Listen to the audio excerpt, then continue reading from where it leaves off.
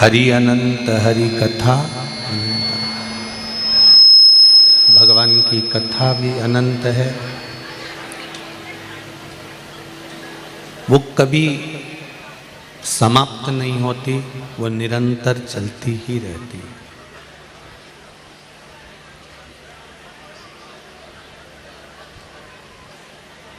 एक जगह विराम हुई, दूसरी जगह प्रारंभ हो जाती है, दूसरी जगह विराम हुई, तीसरी जगह प्रारंभ हो जाती है, तीसरी जगह विराम होती है, चौथी जगह प्रारंभ हो जाती है। वो निरंतर चलती ही रहती है। उसका क्रम चलना है, वो चलती रहती है।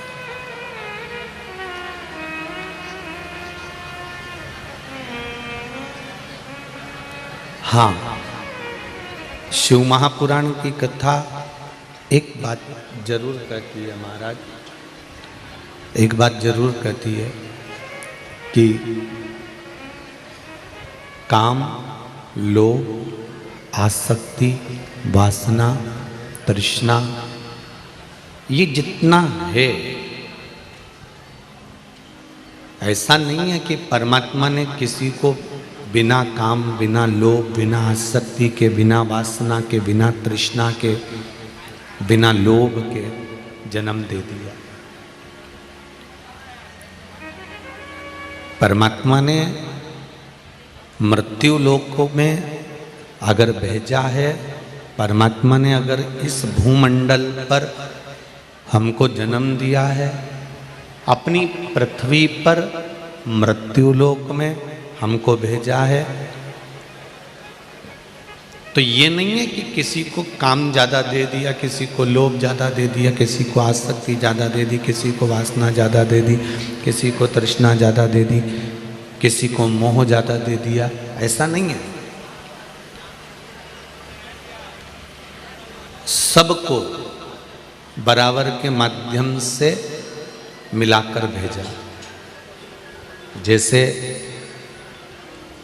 50 लोगों की रोटी बनाना है, 50 लोगों की पूड़ी बनाना है, तो आटा एक बोरी डाल लिया, नमक उसमें थोड़ा सा डाल लिया, वो नमक को अच्छे से मिला लिया, फिर पानी डालकर आटा उसन लिया, उसन कर लोई तैयार हो गई।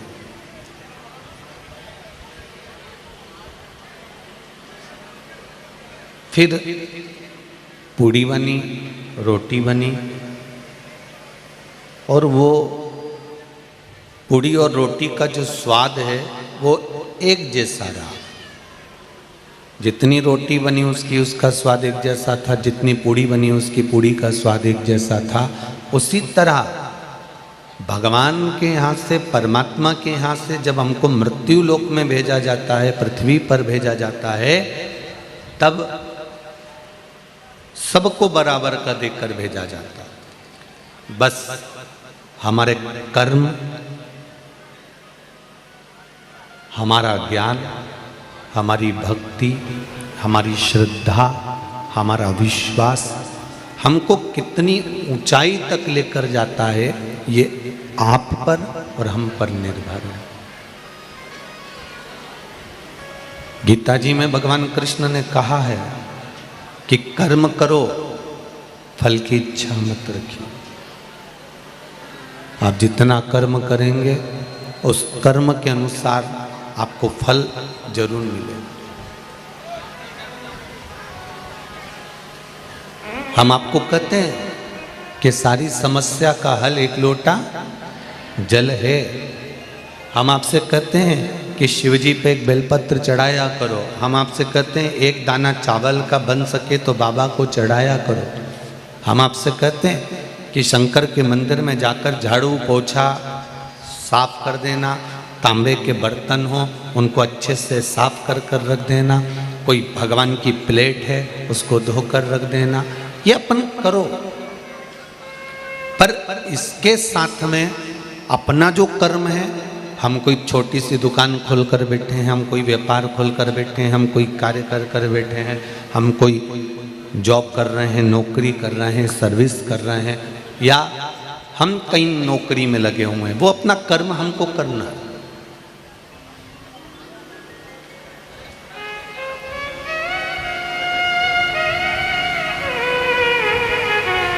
कर्म से हमें वंचित नहीं होना।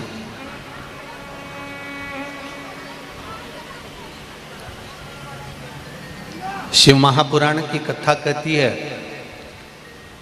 जब तारकासुर नाम के असुर का संहार करने का समय आया तब माता पार्वती जी ने कार्तिकेय को समझाया।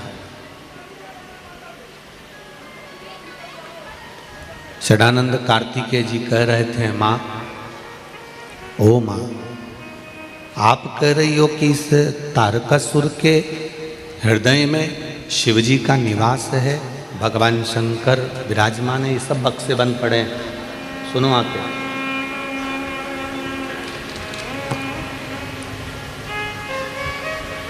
तारकासुर के हृदय में शिवजी का निवास है, भगवान शंकर का निवास है। तो माँ, अगर तारकासुर के हृदय में अगर शिव बैठे हुए हैं, तारकासुर के हृदय में अगर भगवान शंकर बैठे हुए हैं, तो माँ, फिर तो मुझे तारकासुर को मारना ही नहीं चाहिए। तारकासुर का मुझे संहार ही नहीं करना चाहिए। और पार्वती मैया ने कार्तिकेय को, षडानंद कार्तिकेय जी से कहा, ऐसा नहीं है कि तुम तारकासुर को नहीं मारो, तारकासुर को तुम्हें मारना चाहिए। तुम अपना कर्म करो, तारकासुर अपना कर्म कर रहा है, तारकासुर अपने कर्म में डूबा हुआ है, तुम अपना कर्म करो। जब इतना कान लगा के सुनना पड़े तो क्या मतलब का बक्सा। तारकासुर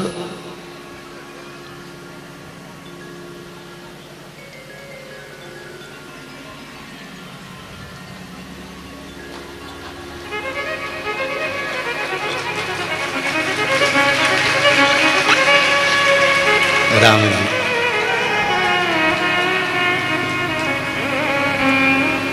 अब तारकासुर अपना कर्म करे, तुम अपना कर्म करो। कहा, माँ, अगर शिव भीतर समाया हुआ है, मेरे बाबा भोलेनाथ उसके भीतर समाहित है, तो फिर मैं कैसे मारूं उसको।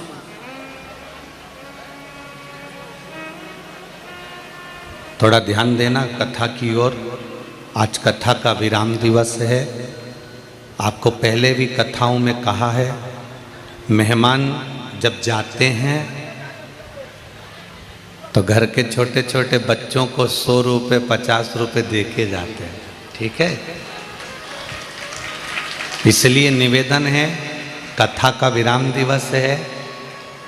आज भाटापारा से भोलेनाथ जी की कथा विराम होगी, पोथी जाएगी, तो हो सकता है कि मेरा भोले बाबा भी जाते जाते कुछ आपको देकर चले जाए, इसलिए बड़े ध्यान से सुनिए।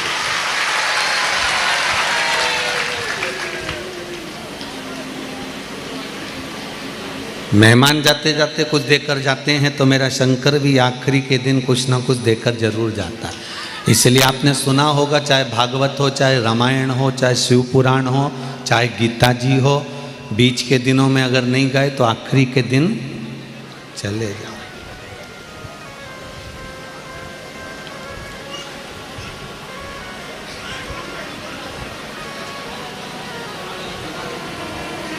डोकरा डोकरी मरते हैं ना, तो जितनी भी रिश्तेदार हैं ना, वो आखिरी में आ ही जाते हैं। उनको मालूम है, हम भी देखें क्या क्या छोड़कर गए। उनको ये मतलब नहीं है कि कौन मर गया है, कौन चले गया, उनको तो ये मतलब है कि वो क्या छोड़ा। अब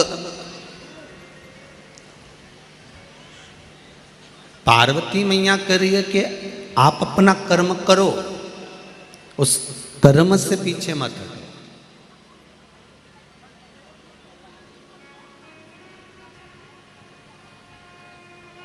छोटे से छोटा काम भी है, बहुत छोटा काम है तो भी हमें करना है।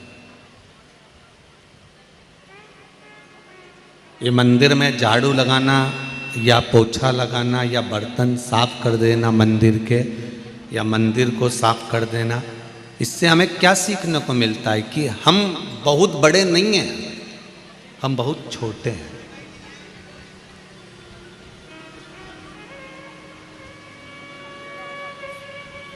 जितने छोटे बनकर जिंदगी को निकालोगे उतने सुखी रहोगे।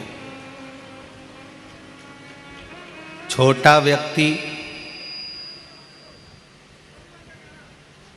ना कोई पैसा यहाँ जमा करता है ना वहाँ जमा करता है, ना उसका कोई टेंशन रहता है कि मुझको ये फॉर्म भरना है, कि मुझको ये जमा करना है, कि मुझे टैक्स जमा करना है, कि मुझे जीएसटी जमा करना है, कि मुझे पैसा शो करना है, कि मुझे दिखाना है। जब वो बढ़ता चला जाता है, कमाता बहुत है, पर उससे पूछा जाए कि तुमने इतनी सारी कमाई करी किसके लिए करी है, किसके लिए? जितना गरीब व्यक्ति मक्का की रोटी, ज्वार की रोटी, बाजरा की रोटी एक एक कटोरी घी डालकर, गुड़ मिलाकर, शक्कर मिलाकर, चूरमा बनाकर खा लेता है, पैसे वाला व्यक्ति एक कटोरी घी को 3 महीने छुआ छुआ कर खा पाता।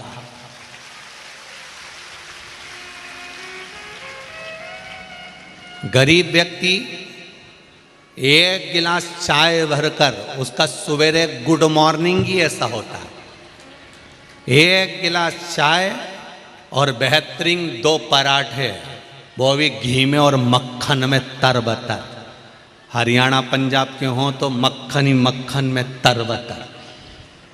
गरीब व्यक्ति एक गिलास चाय भरकर, उसमें भी शक्कर जोरदार, कम शक्कर मक्कर नहीं होना चाहिए हो, और जोरदार बना के, और अदरक और इलायची और लौंग सब कूट कुटा के डाल के गिलास भर के चाय सवेरे की पिए, दोपहर की पिए, 4 बजे फिर पिए, मेहमान आ जाए तो और निपटा दे, और रात को भी सोते सोते और कोई का कह दे कि बच्ची है पियोगे क्या, हाँ पी ले, और कहीं का पैसे वाले से कह दो हम तो लेमन टी पिए, हम तो लेमन, क्यों? शुगर। अब उससे पूछो तू कमा किसके लिए रहा? ये शुगर हुई कैसे? केवल कमाने के चक्कर में। ये बीपी हुआ कैसे? केवल कमाने के चक्कर में। कमाने में दिन भर रात भर रात की नींद चली गई, दिन का चैन चले गया। कमाना कमाना कमाना कमाना जोड़ने में ना रोटी भा रही है, ना नींद आ रही है, ना प्रेम से खा सक रहा है, ना समय पर। समय है भोजन करने का 10 बजे 11 बजे, तो भोजन कर रहा 2 बजे। इतनी देर जो भूखा रहा है, गैप बना है, इससे शुगर गड़बड़ हो गई, इससे बीपी गड़बड़ हो गया, क्योंकि कमाने में इतना तत्पर हो गया कि तू अपने आप को भूल गया।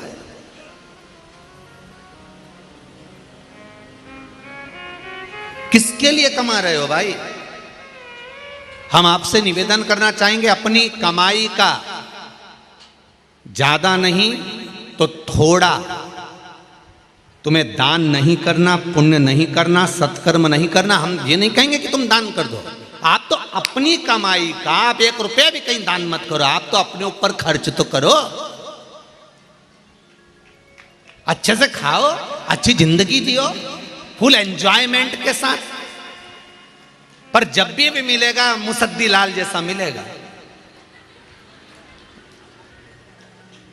प्रॉपर्टी पड़ी है, रेट नहीं बढ़ रहा, वो प्लाट पे किसी ने कब्जा कर लिया, केस लड़ रहे हैं, जबलपुर लगा, यहाँ लगा, वहाँ लगा, सारी दुनिया में रायपुर बिलासपुर हमारे केस चल रहा है, बहुत दिक्कत में जिंदगी चल रही है। और एक गरीब व्यक्ति खाया पिया बोझ जाए, अपनी जिंदगी अलमस्त रहकर, और जैसे तुम मरोगे ऐसे ही वो मरेगा।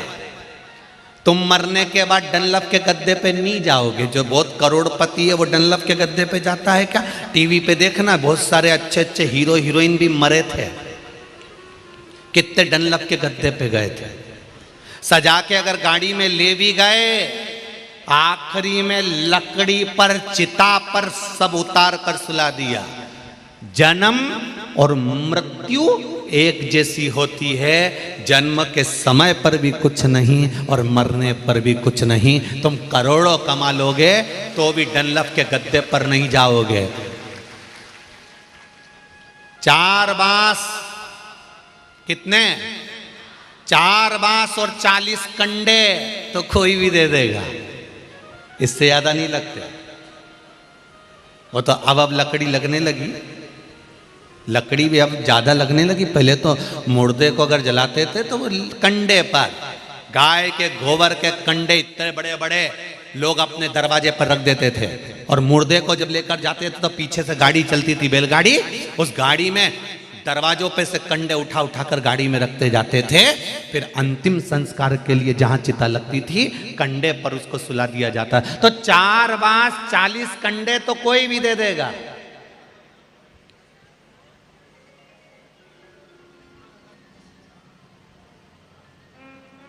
अभी कोरोना में मरे उनको कौन देने आया था? कौन सा रिश्तेदार गया था? कौन सा बेटा बेटी गए? कौन से कुटुंब वाले गए? कौन से रिश्तेदार गए? किसी को फोन लगा देते तो वो कह देता भैया मैं तो नहीं जाऊं। कौन गया देने? तो धन को मूल मत समझो। सुख की जिंदगी क्या है तुम्हारी? आनंद का जीवन क्या है तुम्हारा? आज इतने लोग कथा में आए हो, लाखों लोग आप लोग शिव महापुराण की कथा को सुन रहे हो, टीवी पर सुन रहे हो, मोबाइल पर सुन रहे हो, और इस पंडाल में बैठकर कथा का तत्व ग्रहण कर रहे हो। मेरा इतना सा निवेदन है, आप सबको देखकर मुझे बड़ी खुशी होती है कि आप अपनी जिंदगी का सही एंजॉय कर रहे हो। आप अपनी जिंदगी का सही एंजॉय कर रहे हो। समय निकाला, भगवान के पास पहुंच गए।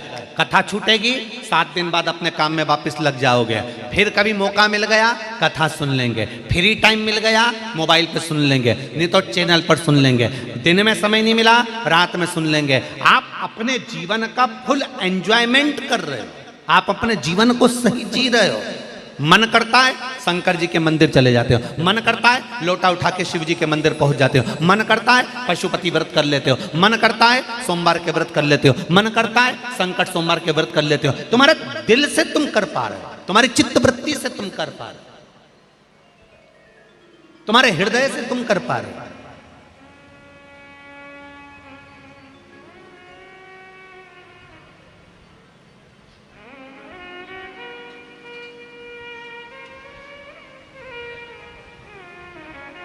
सीता जी से रावण ने पूछा था, 4 बार माता सीता से रावण ने पूछा, सीते, हे सीते, मेरी नगरी में कमी क्या है? सोने का राजमहल है, सोने के पर्णकोटे हैं, खाने के लिए तेरे लिए तू बोल किस चीज की कमी है, मैं सब लाके रख देता हूं तेरे आगे। बोल सीते क्या चाहिए तुझको?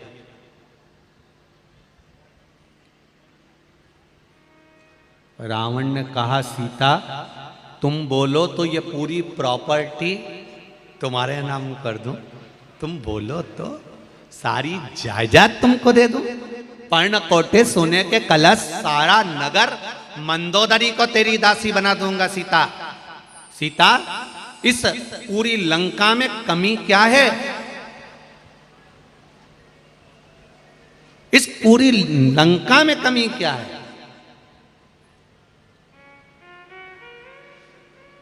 सीता जी कहती हैं, यहां एक कमी है।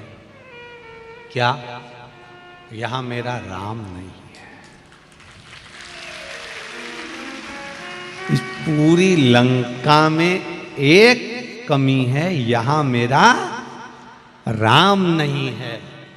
शिव महापुराण की कथा कहती है, इस पूरी लंका में ये शरीर लंका से कम नहीं है।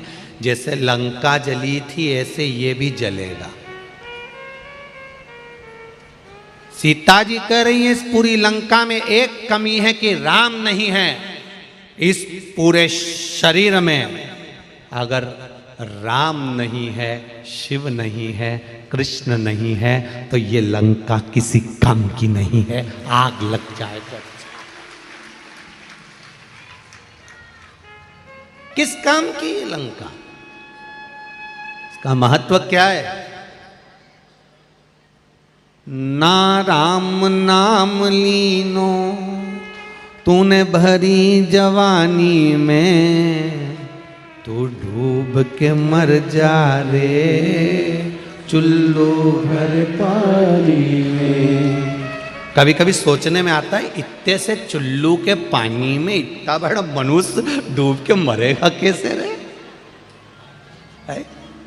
इसको तो अच्छा बढ़िया तालाब चाहिए, तब जाके तो डूबेगा, या कुएं में पानी चाहिए तब डूबेगा। पर कहावत लिखने वालों ने लिख दिया तू डूब के मर जा रे चुल्लू भर पानी। अरे तू तो चुप रहे दीनानाथ, तुम गावरी जी जियो, जरा डूब के मर जा रे। हाँ अब ठीक है।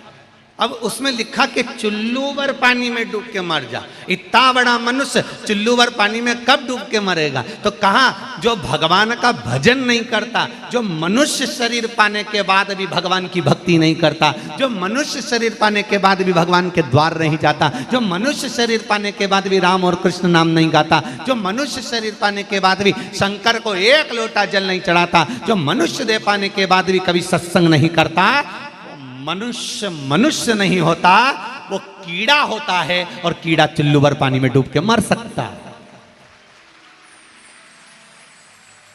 उसका अगला जन्म कीड़े का होता है। अच्छा कीड़े भी वैरायटी के होते हैं, ऐसा नहीं है कि कीड़ों में भी क्वालिटी नहीं होती, होती है। कुत्ता मर गया, उसके पास बदबू आ रही है, तुम लोग मुंह पे कपड़ा बांध के जाना और एक डंडी से हिला के देखना, वहां छोटे छोटे कीड़े पड़े होंगे। ये कौन से कीड़े हैं? कौन से कीड़े हैं?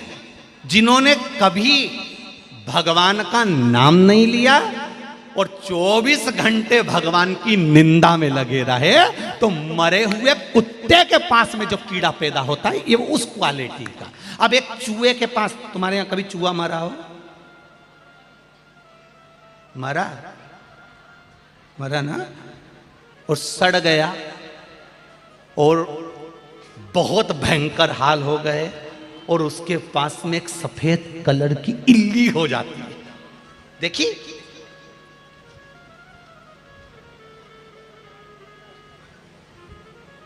हमारा पुराना घर था, उस घर में टीन का मकान था, 3 कमरे। कभी आप सीहोर आना, हम दिखाएंगे आप, कभी भी है उसे।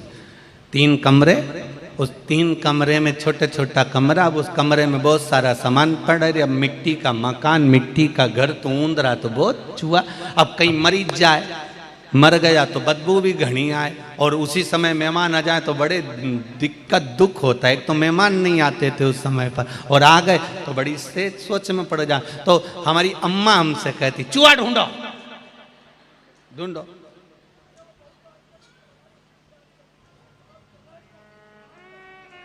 अब वो चूहा, वो के पास में छोटी छोटी सी इल्लियां जब पड़ जाए, तो हम हमारी अम्मा से पूछते, अम्मा गजब का बदबू मार रहा, और इल्ली इतनी छोटी छोटी उसके पास कहां से आ गई, कहां से पहुंच गई?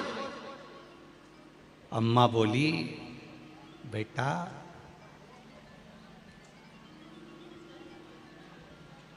किसी का पैसा कोई ले लेता है ना और चुकाता नहीं है, जब वो मर जाता है ना, चूहा पैसा खा के मर गया, तब जिसका भी पैसा रहता है ना, वो ऐसा इल्ली बन के उसको नोच नोच के खाता है, उसको निकाल निकाल कर खाता।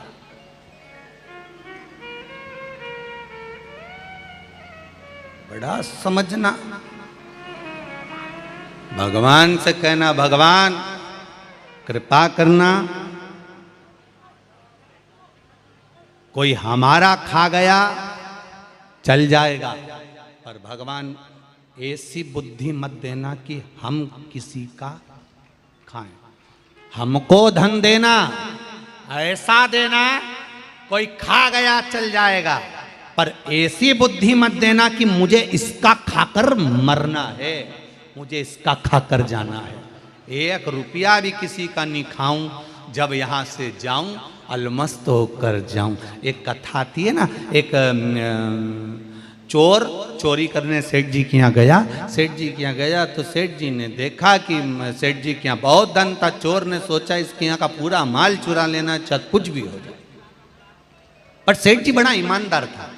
सेठ जी हमेशा जिसको भी उधार देता था ना तो कह देता था, ये जन्म में दोगे कि अगले जन्म में दोगे। अब जो चतुर होता था वो कहता था हम इसी जन्म में देंगे। जिसकी खाने की नियत होती थी वो कह देता था हम, अरे बोलो तो अगले जन्म में देंगे। अब चोर ने सोचा पैसा तो लेना है, तो सेठ जी के पास गया। सेठ जी सेठ जी सेठ जी ने बोला बोलो मेरी बेटी का ब्याह है सेठ जी, ले लो पैसा। कितना चाहिए? 20,000 रुपये। ले जाओ। ये जन्म में दोगे कि अगले जन्म में दोगे? उसने कह दिया अगले जन्म में देंगे। सेठ जी ने कहा ले जाओ। 20,000 दे दिए। इसने तिजोरी देख ली। इसने देखा तिजोरी में बहुत माल है, रात को आऊंगा सब चुरा कर ले जाऊंगा। आया जहां पर भैंस बनती थी, उस भैंस के तबेले में जाकर छुप गए। सेठ जी को जाने का इंतजार करने लगा, ये जाएं और मैं धन चुराऊं।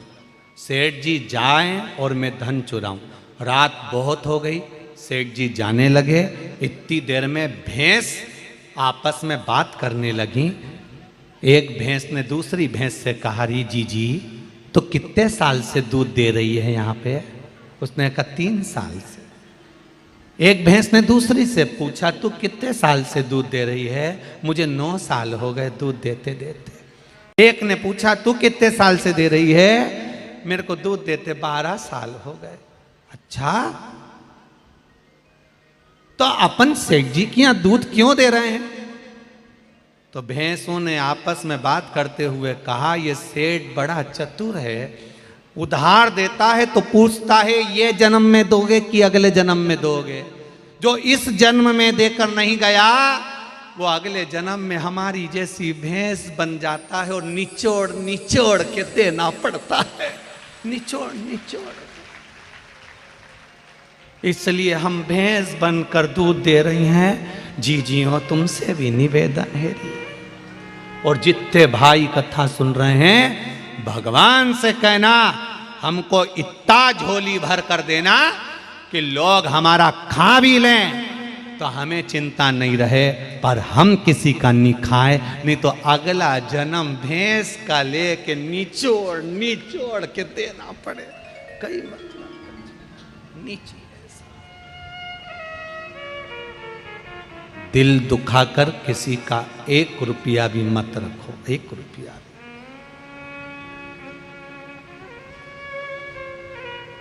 सुखी नहीं हो सकते, आनंद की लहर नहीं आ सकती, खुश नहीं हो सकते। जितनी मस्ती की जिंदगी आज जी रहे हो ना, ऐसी जिंदगी नहीं जी सकते। बहुत प्रसन्नता का जीवन है अपना।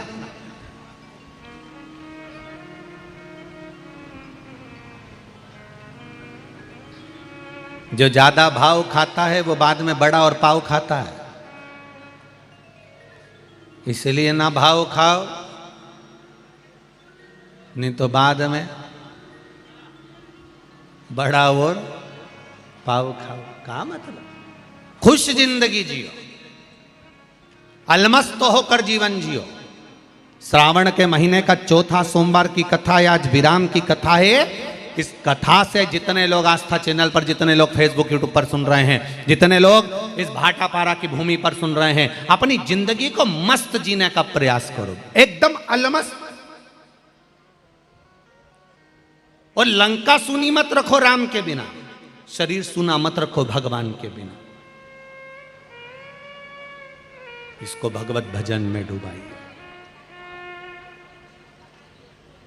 इसको स्मरण में डुबाइए।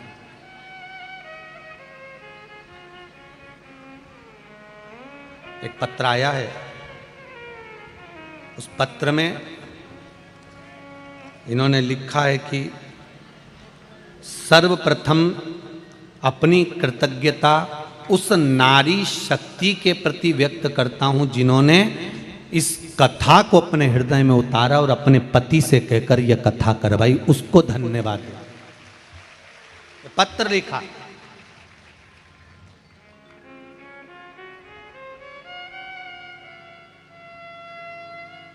एलईडी बंद पड़ी है, एलईडी चालू करिए। कृतज्ञता, हमने कल भी कहा था, परसों भी कहा था कि बहुत बहुत साधु बात है शर्मा परिवार की बहुओं को, जिनके मन में इतना सुंदर भाव आया और उन्होंने इस कथा को अपने जीवन में आनंद के लिए करवाया। आप भी भोलेनाथ जी से कहकर जाना, श्रावण का सोमवार है आज चौथा, भगवान से प्रार्थना कर कर जाना, बाबा खुशियों से ऐसी झोली भर देना, ऐसी संपदा देना, ऐसा धन देना कि जिंदगी में एक बार हम भी शिव महापुराण की कथा जरूर करवाएं, ऐसी कृपा कर दे। भगवान से कहकर जाना।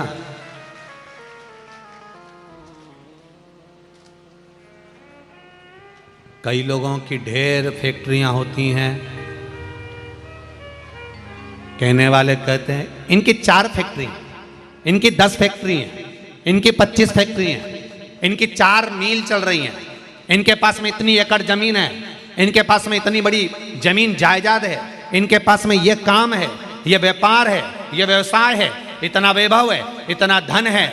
हम उनसे कहना चाहेंगे धन और वैभव तब सुंदर लगता है जब उस धन वैभव के साथ में भगवान का भजन होता रहे, कीर्तन होता रहे तो अच्छा लगता। इतना वैभव तो एक वैश्या भी जोड़ लेती है, उसके पास में कौन सा कमी रहती है धन की? उसके पास में किस चीज की कमी है? वो चुटकी बजाए तो उसके जितने भी चाहने वाले हैं दौड़ कर आकर बोल दे कि इसको मार दो तो उसको मार दे। वो चुटकी बजाए, अटैचियां भर भर कर लोग धन लेकर जाए। वेश्या के पास में किस चीज की कमी है? वो अपनी सुंदरता का जलवा फैलाए तो धन एकत्रित हो जाए। तो तुम्हारी फैक्ट्री, तुम्हारी जायदाद, तुम्हारी संपदा, तुम्हारी दौलत, तुम्हारी जमीन जायदाद, तुम्हारी फैक्ट्रियां शोभावान जब तक नहीं है, जब तक कि उसमें भजन नहीं है। उसकी शोभा तब होगी जब आप अपनी जिंदगी का कुछ समय परमात्मा को देना प्रारंभ करोगे, एक लोटा जल चढ़ाना प्रारंभ करोगे, भगवत भजन चालू करोगे। एलईडी चालू करिए, पीछे की एलईडी चालू नहीं है, हो रही है। शंकर कृपा कर, शिव तत्व की ओर चलिए, थोड़ा भजन की ओर चलिए, थोड़ा कीर्तन की ओर चलिए, थोड़ा मंत्र जाप की ओर चलिए। कुछ नहीं बनता तो अपने हृदय से या तो पंचाक्षर नमः शिवाय, षडाक्षर ओम नमः शिवाय, या फिर श्री शिवाय नमस्तुभ्यम मंत्र का जाप करो। दिल से स्मरण करो, उसको दिल से रिझाओ, दिल से पूछो, उसको देगा। अपने जीवन को खुश होकर जियो। तारकासुर को मारना है, उसका कर्म उसने करा है, अपना कर्म अपने को करना है। मां शंकर भगवान उसके हृदय में बैठे हैं, हम उसको मारेंगे तो श्रेष्ठ होगा। माता पार्वती जी ने कहा संसार में जितने मनुष्य जन्म लेते हैं, संसार में जो जन्म लेता है, मृत्यु लोक में जिसका जन्म हुआ है, माता के गर्भ से जो पैदा हुआ है, उसके साथ शंकर भगवान जन्म के समय से लेकर मृत्यु के समय तक हर पल, हर घड़ी, हर क्षण रहते हैं। केवल भजन के माध्यम से हम उसको प्रकट कर लेते हैं। भजन के माध्यम से हम उसको प्रकट कर लेते हैं, भजन के माध्यम से हम उसको सामने ले आते हैं।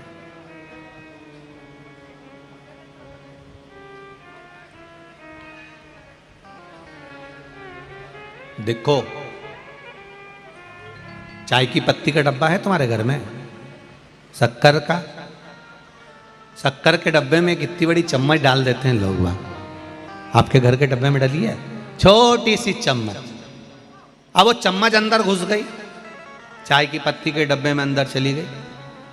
अब उस चम्मच को तुम्हें निकालना है तो तुम उसमें हाथ थोड़ी ना डालोगे, उस डब्बे को थोड़ा सा ऐसा ऐसा उछालोगे, चम्मच निकल के बाहर आ जाएगी। बाहर आई, तुमने निकाली पत्ती, डाल दी, चाय डाल दी, शक्कर डाल दी, चम्मच नीचे दब गई है।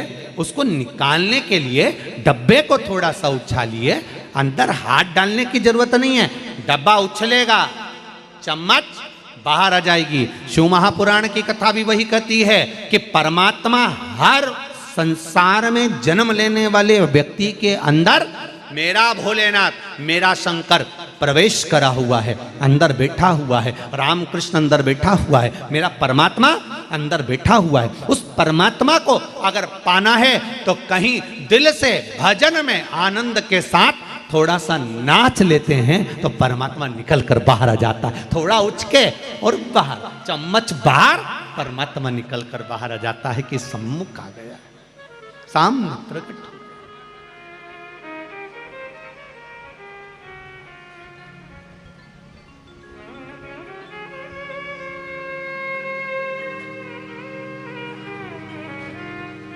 बड़ी मुश्किल से वो हमको प्राप्त होता है।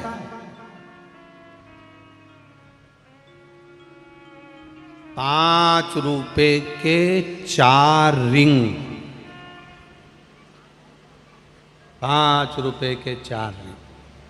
पहले नवरात्रि में मेला लगता था, जब हम छोटे छोटे थे, तुम्हारे यहाँ भी लगता होगा नवरात्रि में। एक तखत लगता था, तखत पे साबुन, पाउडर का डब्बा, लिपस्टिक, चूड़ी, नहाने का साबुन, कपड़ा धोने का साबुन, पाउडर का डब्बा, इसे दूर दूर रख देते और वो माइक पे चिल्लाता, ₹5 के 4 रिंग, ₹5 के 4 रिंग। वो हाथ में रिंग पहने रहता है लकड़ी के। ₹5 के 4 रिंग, 5। बोलो किस किस ने देखा है? देखा सबने? रख लो, फिर तो अपन एक ही वेराइटी के रख लो। ₹5 के 4 रिंग, ₹5 के 4 रिंग, और ₹5 के 4 रिंग अपन लेते हैं। और लेने के बाद फिर अपन धीरे से एक रिंग, जो रिंग जिस चीज में आ जाएगा वो चीज उसकी, और रिंग फेंकते, फेंका। किसी किसी का तो पहले में ही आ जाए रे पाउडर का डब्बा, और किसी किसी का तो तीसरा रिंग भी पूरा हो जाए तो नहीं आए, और किसी का चौथे में आ जाए, और किसी किसी का तो चारों निकल जाएं और रिंग में वो पाउडर आया ना, लिपस्टिक आई ना, साबुन आया। बस ₹5 के 4 रिंग, पंचम इंद्रियों के ये 4 रिंग हैं। बचपन, जवानी, अधेड़ी और बुढ़ापा, भगवान ने 4 रिंग दिए हैं। ये भगवान को भजन के माध्यम से, कीर्तन के माध्यम से, चाहे तो बचपन में भगवान को अपना बना ले, चाहे तो जवानी में अपना बना ले, चाहे तो अधेड़ी में बना ले, चाहे तो बुढ़ापे में। 4 रिंग में एक रिंग भी फंस गया तो तू भगवान का हो गया। साबुन तेरा, पाउडर का डब्बा तेरा, लिपस्टिक तेरी, चूड़ी तेरी, बस एक रिंग फंसना चाहिए और ₹5 वसूल हो जाएंगे। बचपन में फंसा लो, रिंग फेंको बचपन में, जैसे प्रहलाद, ध्रुव, कर्मा, नामदेव, रामकृष्ण परमहंस, चैतन्य महाप्रभु, श्रीमद् वल्लभाचार्य जी बचपन में रिंग फेंके, भगवान फंस गया। नहीं बने तो जवानी में। तुकाराम, नरसिंह मेहता जवानी में रिंग फेंको, तब भी नहीं आया। अधेड़ी में मुक्ताबाई, कर्माबाई, तब भी नहीं आया। बुढ़ापे में फिर फेंका। साबुन पर रिंग पड़ गया, साबुन अपना हो गया। बचपन, जवानी, अधेड़ी और बुढ़ापा के 4 रिंग है। डालो भगवान अगर तुम्हारा हो गया तो 5 रुपये वसूल हो गए, अगर भगवान तुम्हारा हो गया तो ये मनुष्य की देह वसूल हो गई, नहीं तो ये 5 रुपये गए।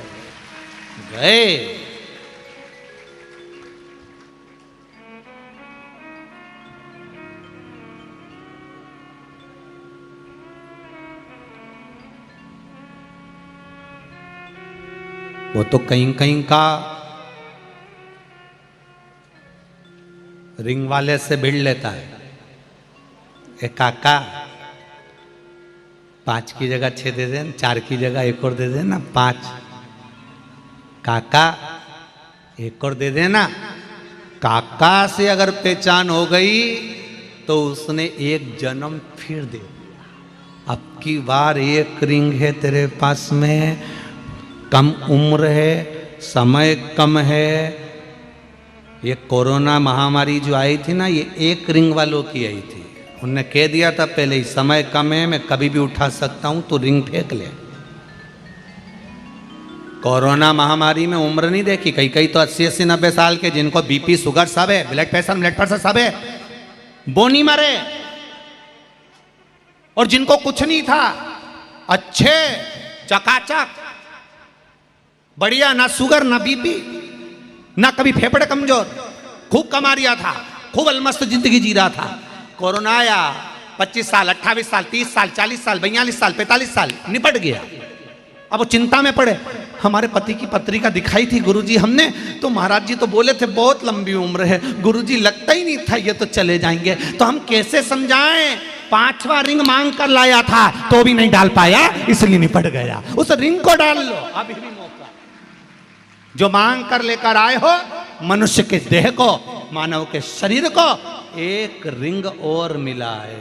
प्रभु काका जी 1 मौका और, वंस मोर। काका जी बोले 4 दे दिए तो थे, 5 रुपए में 4 ही मिलते हैं। नहीं काका जी प्लीज 1 मौका तो दो, बस एक बार। अपन भी उस परमात्मा के आगे जाके गिड़गिड़ाए। 84 लाख योनियां दे दी तूने, झिंगुर बना दिया, जुआ बना दिया, जो बना वो बना, मछली बना दिया, कबर बिज्जू बना दिया, सब कुछ बनाया। भगवान 1 मौका दे दे, बस 1 रिंग और दे दे, एक बार मनुष्य की देह दे दे। अब की बार तो लोटा भर के जल चढ़ाऊंगा, चाहे कुछ भी हो जाए, मैं रिंग फेंकूंगा और तू मेरा हो जाएगा। भगवान बोले नी दुआ, चाहे कुछ भी हो जाए। तब ऊपर गिड़गिड़ाया, तब भगवान ने, पार्वती जी बोली दे दो ना, पार्वती जी ने कहा दे दो। शंकर भगवान ने कहा 1 मौका दे देता हूं, परंतु इतनी लंबी आयु नहीं दे सकता। इतने में पार्वती जी बोली अगर इसने रिंग फेंक कर आपको अपना बना लिया तो भगवान बोले मार्कंडे की उम्र भी 14 साल की, 10 साल की थी, 5-7 साल की थी। मार्कंडे ने रिंग फेंका, मरा नहीं।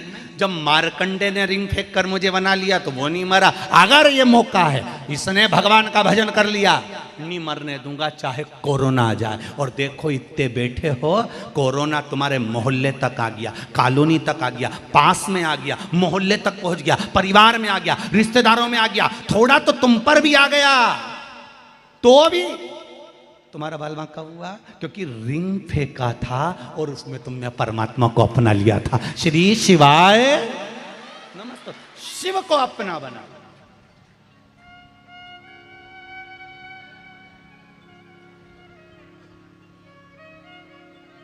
वो कहे अब तो मिला है फिर ना मिलेगा, कभी नहीं कभी नहीं।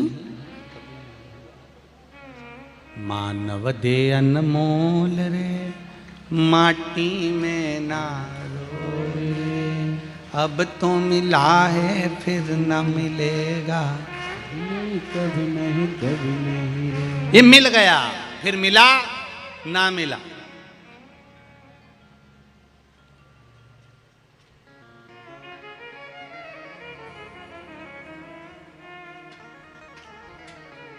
बड़ी मुश्किल से मिलता है। भाटापारा वालों के भाग्य में था, रिंग फेंका, मिल गई। शिव महापुराण की कथा। अब यही 15 अगस्त से परली बैजनाथ में चालू हो जाएगी, 21 तारीख तक वहां चलेगी, 1 बजे से 4 बजे तक आई। जितने लोग आ सकते हैं आए, कथा का रस तत्व सुने। जितने आस्था चैनल पर सुनना हो, जितने फेसबुक पर सुनना हो, यूट्यूब पर सुनना, उस पर सुनो। वहां पूरी होगी 21 तारीख को, 23 तारीख को हिंगोली में प्रारंभ हो जाएगी, महाराष्ट्र में। वो दे रहा है, उसको ग्रहण कर।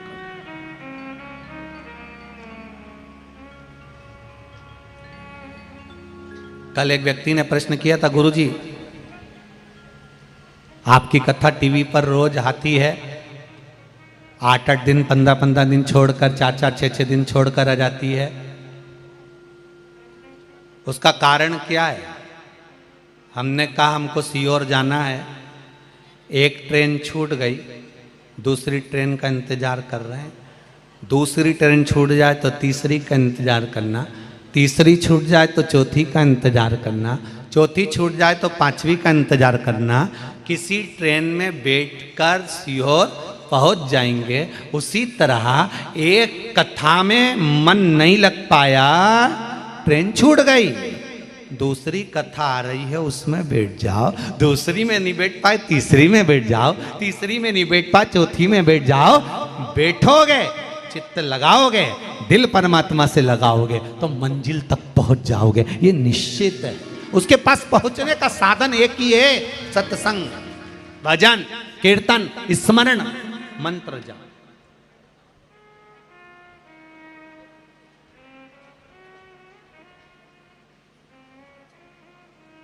उसकी प्राप्ति का केंद्र बिंदु वही है। बस उसको प्राप्त करने का साधन शिव तत्व ही है, शंकर।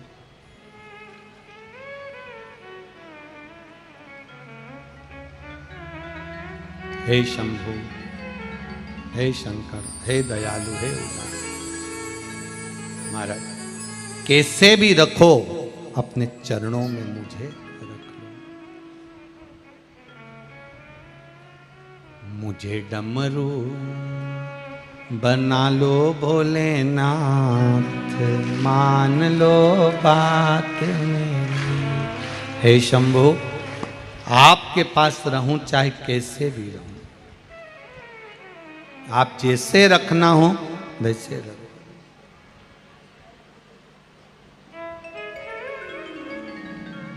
आपकी मर्जी पड़े वैसे रखो।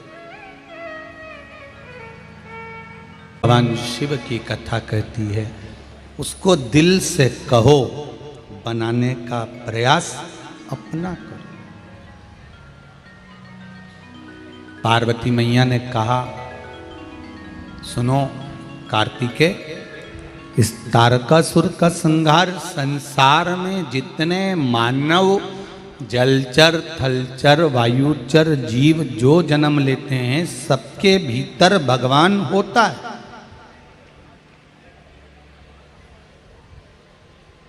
सबके भीतर परमात्मा, बस उसको अपना बनाना है। बचपन में, जवानी में, अधेड़ी में, बुढ़ापे में, जिस अवस्था में आप अपना बना सकते हो उस अवस्था में बना।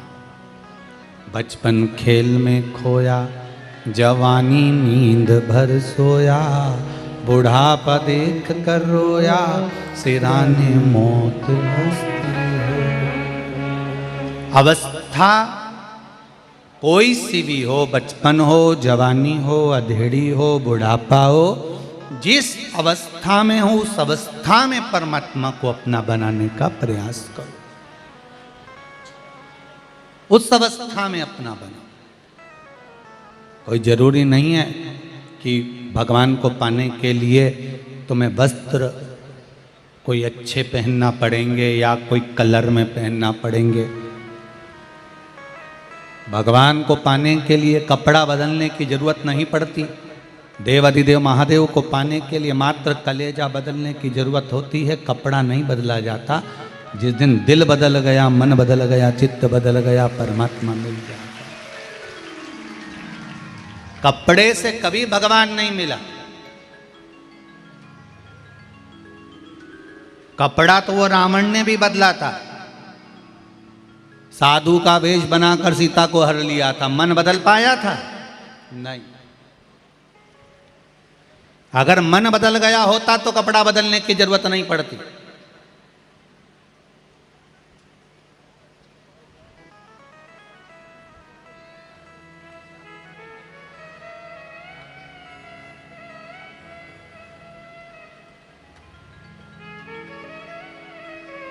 दिखावा मत करो। परमात्मा को पाने के लिए दिखावे की जरूरत नहीं पड़ती, उसको दिखावा नहीं चाहिए। हमसे भी लोग कहते हैं संत जैसा भाव रहना चाहिए, इतने अच्छे अच्छे रुपट्टे क्यों पहनते हो?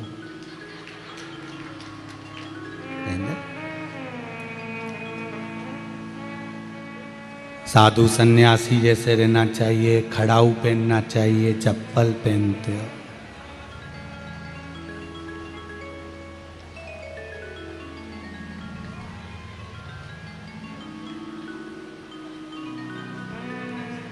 दिखावा नहीं आता, जैसे हैं वैसे ही रहेंगे। और आपसे भी निवेदन है, दिखावा मत करना।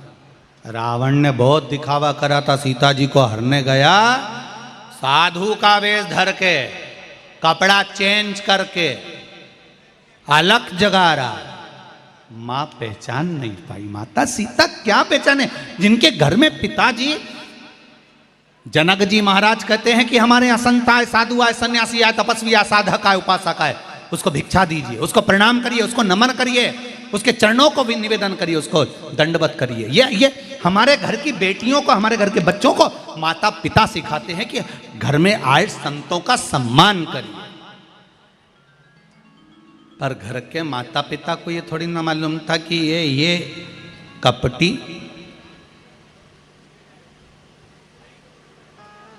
ये कामी, अहंकारी, लंका का राजा रावण कपड़े चेंज कर कर साधु का वेश रख कर आ जाएगा। कितना सिखाया है रामचरितमानस ने। कामी, लोभी, अहंकारी रावण साधु का वेश रख कर जा रहा है, और जो साधु था, संत था, जो साधु के वेश में था, वो हिरण सोने का बन के जा रहा है। बोलो देखो जरा रामचरितमानस, कितनी विचित्र बात। रामायण कहती है दिखावा नहीं करना, जैसे हो वैसे रहो, दिल से भगवान को भजो, दिखावे से नहीं।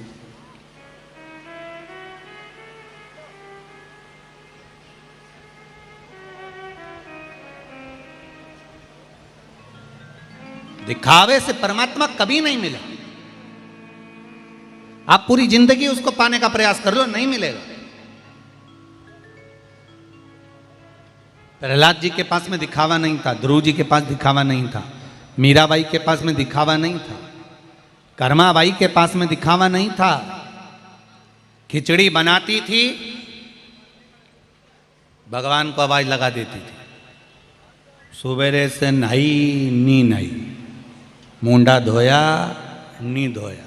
कर्माबाई ने खिचड़ी बनाई और आवाज लगाई, आओ प्रभु पाओ।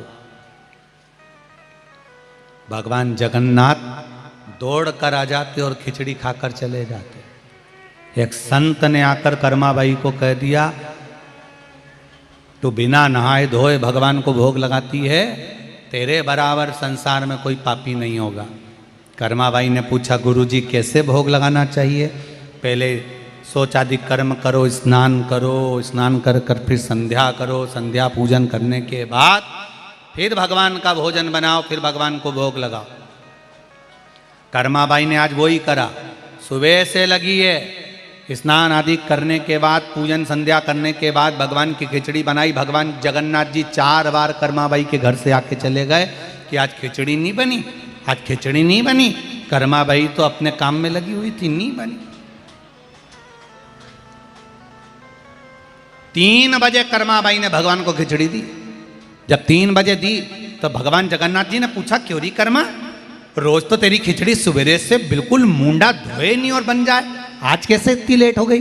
कर्माबाई बोली है गुरुजी आए थे, उन संत ने कहा है बिना नहाए धोए भगवान को भोग नहीं लगाना। अच्छा, इतने में जगन्नाथ जी ने पूछा वो गुरुजी गया किधर, वो बता पहले, वो गुरुजी गया कहाँ? तो क्या वो उधर गया? जगन्नाथ जी तो पहले खिचड़ी नहीं खाए, पहले उसी के पास गए। जो जगन्नाथ जी दौड़ के गए और गुरुजी जा रहे तो उनकी पीठ पे जो धर के दिया, गुरुजी चित्ता पड़ा। गुरुजी जैसे ही चित्ते पड़े तो गुरुजी ने पूछा कौन है? भगवान जगन्नाथ जी बोले तेरा बाप। जगन्नाथ जी बोले तेरे पिताजी है। कौन? जगन्नाथ। गुरुजी उठ के बैठ गए, प्रभु आप आज कैसे आ गए? भगवान बोले आज और कल जाने दे, पहले कर्माबाई के पास जा और उसको बोल किया जैसे वो खिचड़ी बनाती थी वैसे ही बना। फालतू के ज़्यादा लफड़े मफड़े मत बता उसको कि नहा ने मुंडा धो ने पाँव धो ने हाथ धो ने फिर भोग लगा। भगवान बोले वो सारे जितने जगन्नाथपुरी में पंडा हैं वो सब मुँह हाथ धो के खिचड़ी बनाते हैं, सुबह से बनाने की जगह बनाते बनाते दोपहर हो जाती। मेरा सुबह से भूख लगती है, मैं छोटा सा भूख कितनी लगती है, तो कर्माबाई जब भोजन बनाती है मैं पहले वहीं खाने जाता हूँ। कर्माबाई को बोल क्या जा जल्दी से। गुरुजी दौड़ के गए, कर्माबाई का चरण पकड़ लिया। कर्मा खिचड़ी की बात बाद में करेंगे, पहले तुझे धन्यवाद दे दूं, मेरी पूरी जिंदगी निकल गई, भगवान नहीं मिला, आज तेरे चक्कर में यह पड़ गया जोरदार। क्या मारा कर्मा, एक दिया वो भी जगन्नाथ का हाथ, क्या गजब का लगा कर्मा, तेरे को धन्यवाद। कर्माबाई ने जग गुरुजी के पांव पड़ के कहा आप मेरे पांव मत पड़ो, मैं आपके पांव पढ़ूं, अब बताओ कल से कैसे पूजन करना है? भगवान बोले, गुरुजी बोले तेरे पांव पढ़ूं, भले मुंडा मत धोए, भले मत नहा, पर तू भगवान की खिचड़ी जरूर बना। कर्माबाई फिर समझ लो आप लोग जरा अच्छे से, भगवान ये नहीं देखता कि तुमने कौन सी स्तुति करी है, भगवान ये नहीं देखता तुमने कौन सा मंत्र पढ़ा है, भगवान ये नहीं देखता कि तुमने क्या करा है, भगवान तो निर्मल मन सो मोहि पावा, भगवान केवल तुम्हारा दिल देखता है। मन किसी किसी का मन रहता ही नहीं पूजन में और जबरदस्ती है, वो तो सास कह रही है तो व्रत तो रखना ही पड़ेगा करवा चौथ का। सास ने कहा है, रत्ती भर इसका मन नहीं है कि मैं व्रत रखूं, फिर भी करवा चौथ का व्रत इसने सास के कहने पे रख के साड़ी माड़ी खोस खोसा के पल्लू मल्लू लेके चली भी गई और पति से भी कह दिया छत पे आ जाना, और नीचे चलनी रखी है और दिए की थाली रखी ऊपर ले आना, मैं जा रही। ऊपर चली गई, बिल्कुल ऊपर नहीं, छत पे, और छत पे गई और पति सामान लाया, उसमें से एक सामान भूल आया तो चिल्ला के दौड़ गई। रत्ती भर की अक्कल नहीं, 3 थाली रख के आई थी मैं, उसमें एक थाली में सामान रखा था, वो तो लाई नहीं उठा के, जाओ पहले लेके आओ, जल्दी जाओ। बेचारा दौड़ के नीचे गया, फिर लेके आया, फिर इधर खड़े हो जाओ, फिर उसने चलनी में मुंह देखा,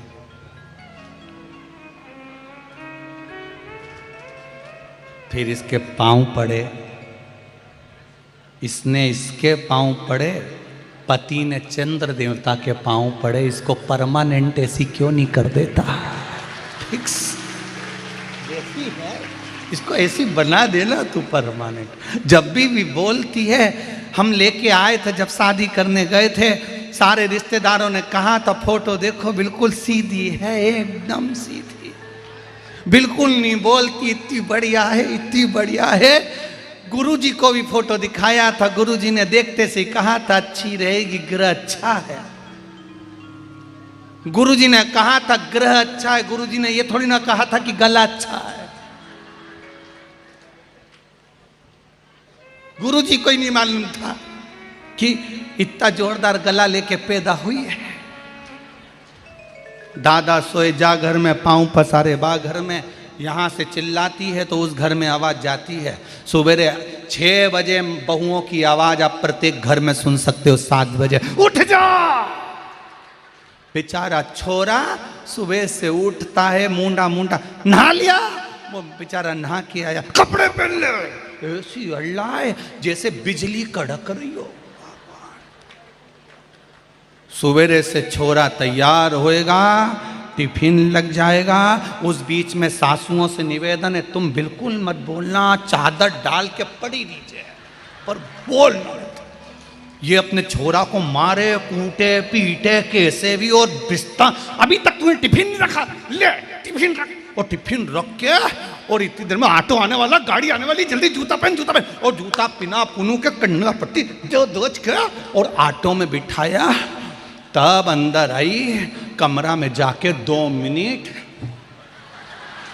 से फिर लेट, और सासुओं से निवेदन है ये कमरा में जाके लेटे और अपन फिर उठ जाओ, और भगवान से जाके प्रार्थना करो, अम्बे तू है जगदम्बे काली जय।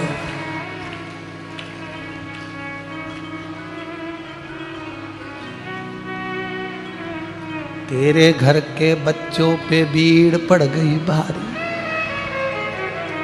बड़ी कृपा।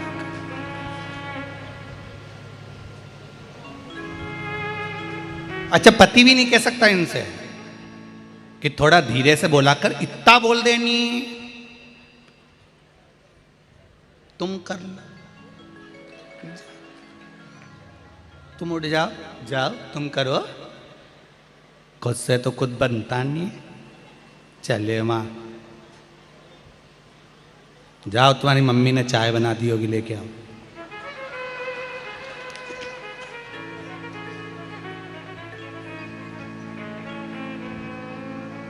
हे भगवान, क्या बोलूं।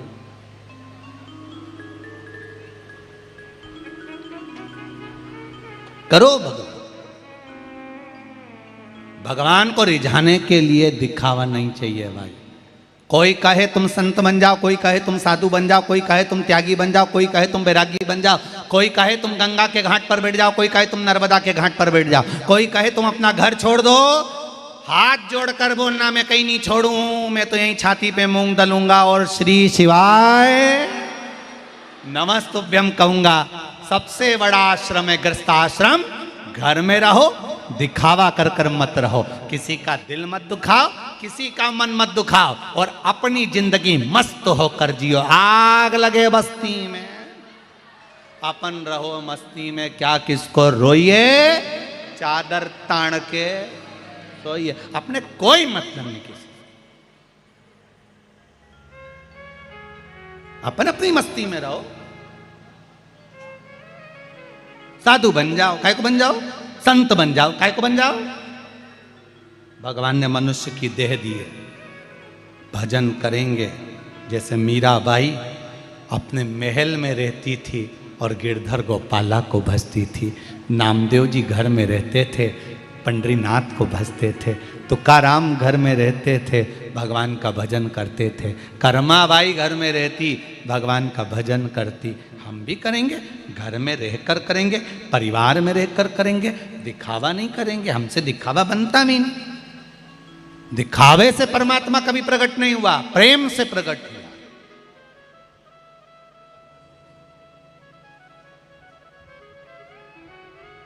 तारकासुर को मार दे कार्तिकेय, वो उसके कर्म का भोग है। परमात्मा सबके भीतर है, उसको प्रकट करना है, उसको प्रकट करना है। जब कार्तिकेय जी ने तारकासुर का संहार करा, तारकासुर का संहार करा तो तारकासुर के 3 बेटे तारकाक्ष, विदुम्माली और कमलाक्ष, इन तीनों ने तप करा, वर मांगा। भगवान शंकर पशुपति नाथ बने और इन तीनों का संहार किया। पशुपति व्रत का वर्णन शिव महापुराण के अंतर्गत आता है। पशुपात्य अस्त्र का वर्णन शिव महापुराण के अंतर्गत आता है। पशुपति व्रत का विधान शिव महापुराण के अंतर्गत आता है।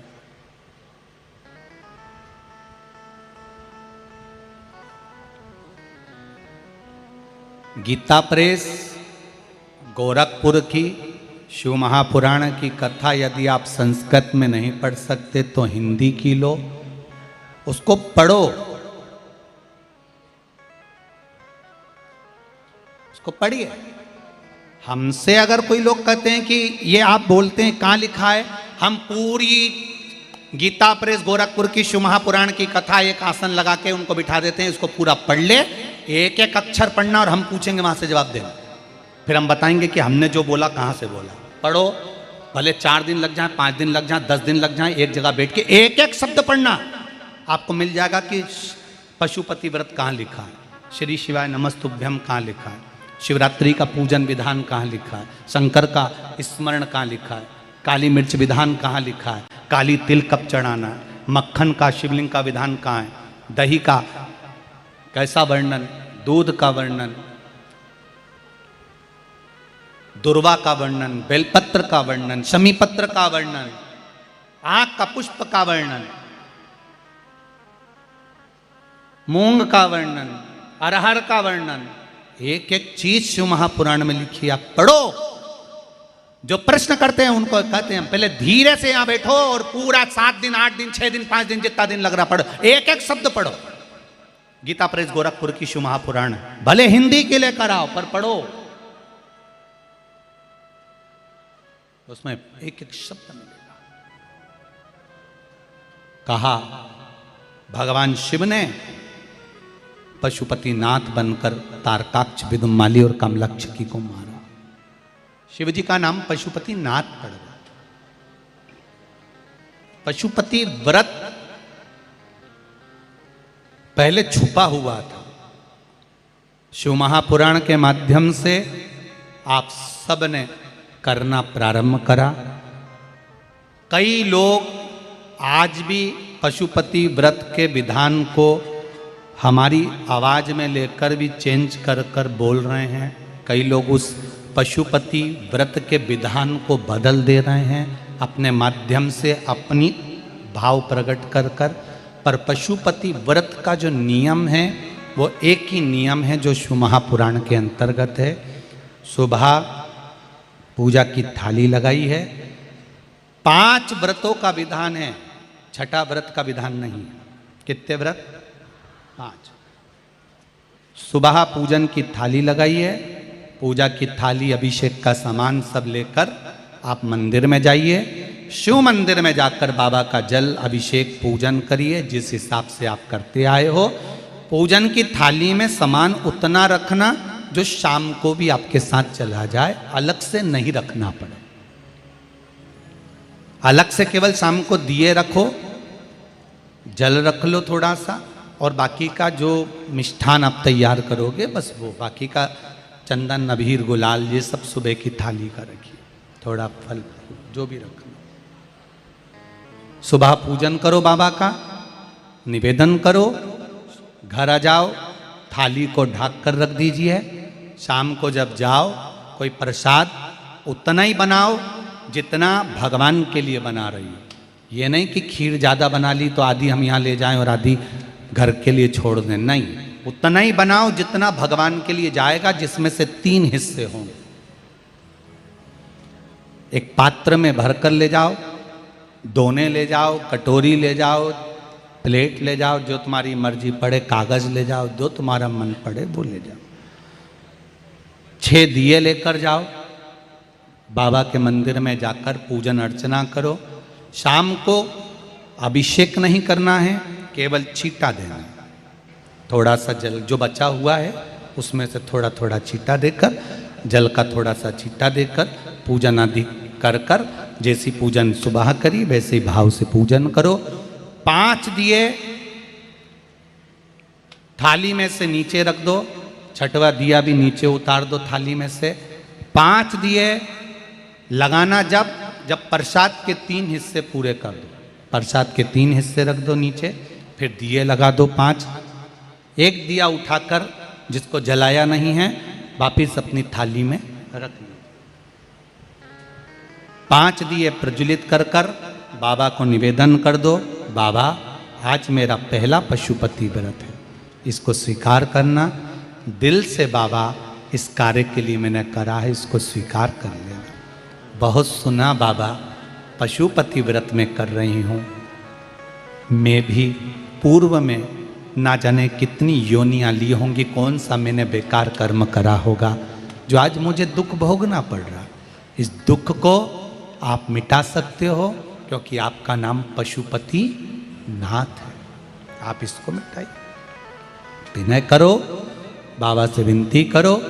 एक दिया, एक प्रसाद का हिस्सा थाली में लेकर आ जाओ, बाबा को निवेदन कर कर, बाकी का वहाँ छोड़कर एक दिया एक प्रसाद का हिस्सा लेकर आ जाए। एक दिया एक प्रसाद का हिस्सा लाए, घर के अंदर प्रवेश करते समय सीधे हाथ की ओर बैठकर अपने घर की ओर मुख कर कर सीधे हाथ की ओर उस दिए को घर के बाहर प्रज्वलित कर दो। भगवान से विनती करो, भोलेनाथ आप मेरे घर में प्रवेश कर कर मेरा कार्य सिद्ध करें। बाबा को निवेदन कर कर अंदर जाइए। भोजन करने से पहले जो मीठा है, एक हिस्सा प्रसाद का है, उसको खा लीजिए। उस हिस्से में से किसी को नहीं देना, चाहे घर में बच्चे हों चाहे बड़े हों, उस प्रसाद का हिस्सा केवल तुमको खाना। पहले प्रसाद खाइए, उसके बाद में फिर भोजन करिए। एक समय फलाहार कर सकते हो, दूसरे समय भोजन कर सकते हो। इसमें जरूरी नहीं कि आपको मीठा ही खाना है। शाम का जो प्रसाद बनेगा वो मीठे का ही भोग लगेगा। सुबेरे आप आराम से नमकीन का भी फलाहार कर सकते हो, मीठे का भी फलाहार कर सकते हो। फलाहार के लिए कोई मना नहीं है, फलाहार आप कैसा भी कर सकते हो। पर भोजन जब करोगे, अन्न जब खाओगे, जब पहले भगवान का प्रसाद पा लो। 4 पशुपति व्रत पूर्ण हो, बीच में अगर कहीं रजस्वला धर्म आ गया, आपको पूजन नहीं करना है, घर में कोई सूतक सावड़ आ गया या कोई व्रत फंस गया, एकादशी आ गई या कोई व्रत आ गया, तीज आ गई, चतुर्थी आ गई, जिसका आप व्रत करते हुए आए हो, तो पशुपति व्रत उस दिन मत करो, फिर अगले सोमवार कर लेना। 3 हो गए, एक रह गया बीच का, उसको अगले में करो, वो चौथे में गिनती में आ जाएगा।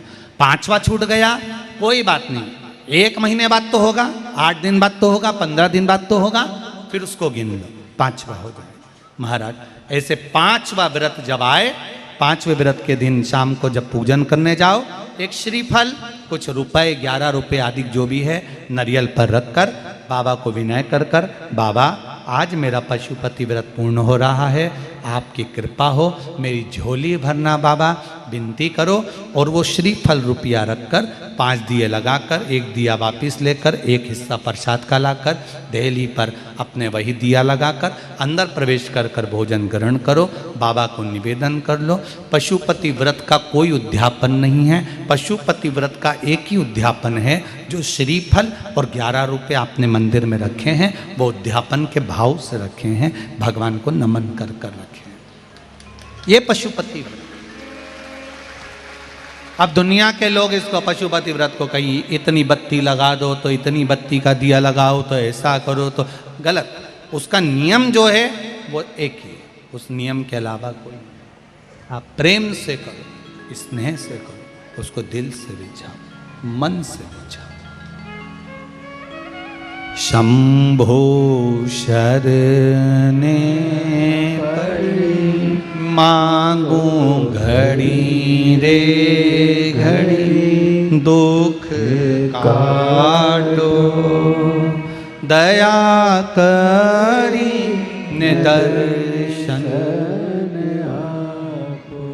आप दिल से उसका स्मरण। ये पशुपति व्रत है। एक व्रत करने के बाद अगला जब व्रत करो तो थोड़ा रुक कर करना, एक साथ लगे लगाए व्रत ना करिएगा, थोड़ा रुक कर करिए। इंतजार करो 3 महीने का कि बाबा मेरी ऊपर कृपा जरूर करेगा। दिल से करा है तो वो दिल से देगा, झोली भर कर देगा, ये निश्चित है। उसका व्रत फल देता है। करना जरूरी नहीं है कि व्रत माताएं करेंगी, पुरुष कर सकता है, बच्चे कर सकते हैं, बूढ़े कर सकते हैं, बड़े कर सकते हैं, बेटा बेटी कर सकते हैं, नवयुवक बच्चे कर सकते हैं, पर दिल से करो उस पशुपति व्रत। कोई आपका दूसरा व्रत फंस गया है तो पशुपति व्रत को छोड़ दो। उस दिन आपका जो व्रत है, एकादशी हो, चतुर्थी हो, तीज हो, छठ हो, उसको कर लो। नवरात्रे फंस गए, नवरात्रे कर लो, उसके बाद कर लेना पशुपति। जितने व्रत रह जाए उस व्रत को बाद में। महाराज शिव कृपा, व्रत एक ही मंदिर में करना। जिस मंदिर में पहला व्रत करा है उसी मंदिर में 5 व्रत करना। ये नहीं कि हम मायके में 2 व्रत करके आ गए और तीसरा व्रत हमने ससुराल में कर लिया। नहीं, 2 व्रत करके मायके से आ गई हो तो 3 व्रत भी मायके जाके ही करना। अगली बार ऐसे जाना कि सोमवार बीच में फंस जाए और तुम 1 व्रत करके आ जाओ। मायके में अगर व्रत कर रही हो तो अपनी पूजन का सामान अपने ही रुपए का होना चाहिए, मायके के पैसे का नहीं चाहिए।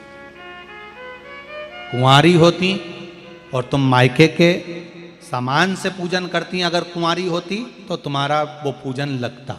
पर विवाह होने के बाद, गोत्र बदलने के बाद आप अपना पूजन का धन अपना खर्च करें।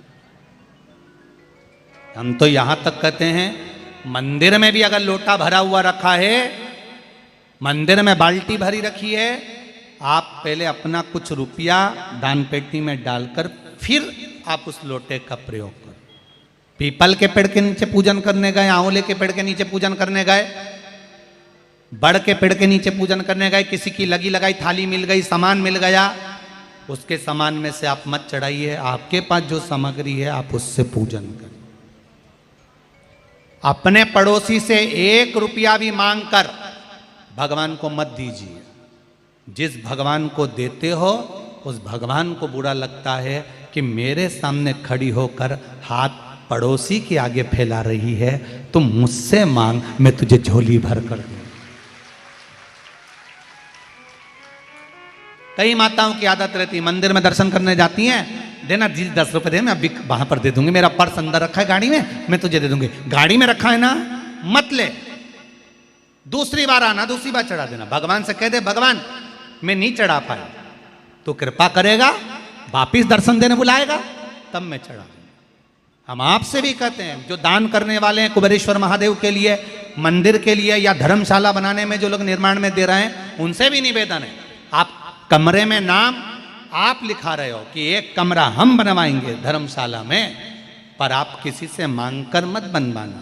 आप भोलेनाथ जी से कहकर जाना कि मैंने कमरे के निर्माण का घोषणा करवाई है, मेरी झोली में 6 महीने में 8 महीने में इतना धन दे देना कि मैं वहां जाकर 1 कमरे का पैसा खुद जमा कर आऊं, ऐसी कृपा कर देना। नाम मैंने लिखाया है, तेरे बल पर लिखाया, कमरे का नाम मैंने नहीं लिखाया, तेरे बल पर लिखाया है कि तू देगा तब मैं पैसे जमा करने जाऊंगा। आजीवन भोजन भंडारे के जमा कर रही हूं, तेरे बल पर कर रही हूं, तू दे, मांग कर नहीं। किसी से 1 रुपया मांग कर ना तो पोथी पर चढ़ाओ, ना आरती में चढ़ाओ, ना कहीं दान में दो। वो दे तब दो, पहले शंकर जी का गुणगान तो करो, और अगर वो तुमको दे दे तब तुम कहना कि अब मेरा मन करता है कि मैं 50 रुपये, 100 रुपये, 5 रुपये, 2 रुपये, 1 रुपये मैं सत्कर्म में लगाऊं, क्योंकि अब मेरे बाबा ने मेरा हाथ पकड़ लिया है, अब वो मुझे देना चालू कर दिया, तब लगेगा दान का आना। जरूरी नहीं। तारकासुर के प्राण छूटे, तारकासुर के 3 पुत्रों के प्राण छूटे। शिव महापुराण की कथा कहती है, शंकर भगवान की पुत्री अशोक सुंदरी, जिसका विवाह राजा नहुष के साथ में पक्का कर दिया गया था, और राजा नहुष के साथ पक्का कर दिया, ये पूरे देवताओं को मालूम पड़ गया कि भगवान शंकर की पुत्री अशोक सुंदरी का विवाह राजा नहुष के साथ पक्का किया गया। राजा नहुष जो शिव उपासक हैं, जैसे अशोक सुंदरी के पिता भगवान शंकर की उपासना ये नहीं कि केवल संसार के लोग करते हैं, उपासना पुत्र भी करते हैं।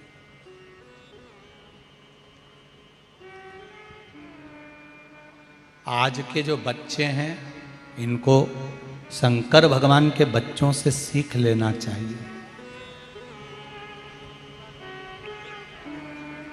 आज के बेटे ससुराल वाले आते हैं, आज के बेटे सास ससुर आते हैं तो लड़कों के मुंह पर स्माइल आ जाता है, इतने खुश होकर बात करते हैं। और अपने बूढ़े माँ बाप से जब भी बात करेंगे तो चिढ़कर बात करते हैं। तुम्हारे ससुराल वालों से तुमने इतनी प्रसन्नता से बात करी तो माँ बाप से बात करने में क्या दिक्कत है? क्यों, किस लिए?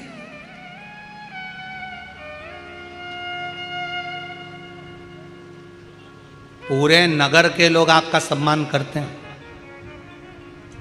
पूरे प्रदेश के लोग आपका सम्मान करते हैं, पूरे नगर के लोग आपका सम्मान करते हैं, पूरे मोहल्ले के लोग आपका सम्मान करते हैं, पूरे कुटुंब वाले आपका सम्मान करते हैं। और यदि आपका बेटा, आपकी बेटी अगर आपका सम्मान नहीं करती तो दुनिया के सबसे बड़े भिखारी आप हो,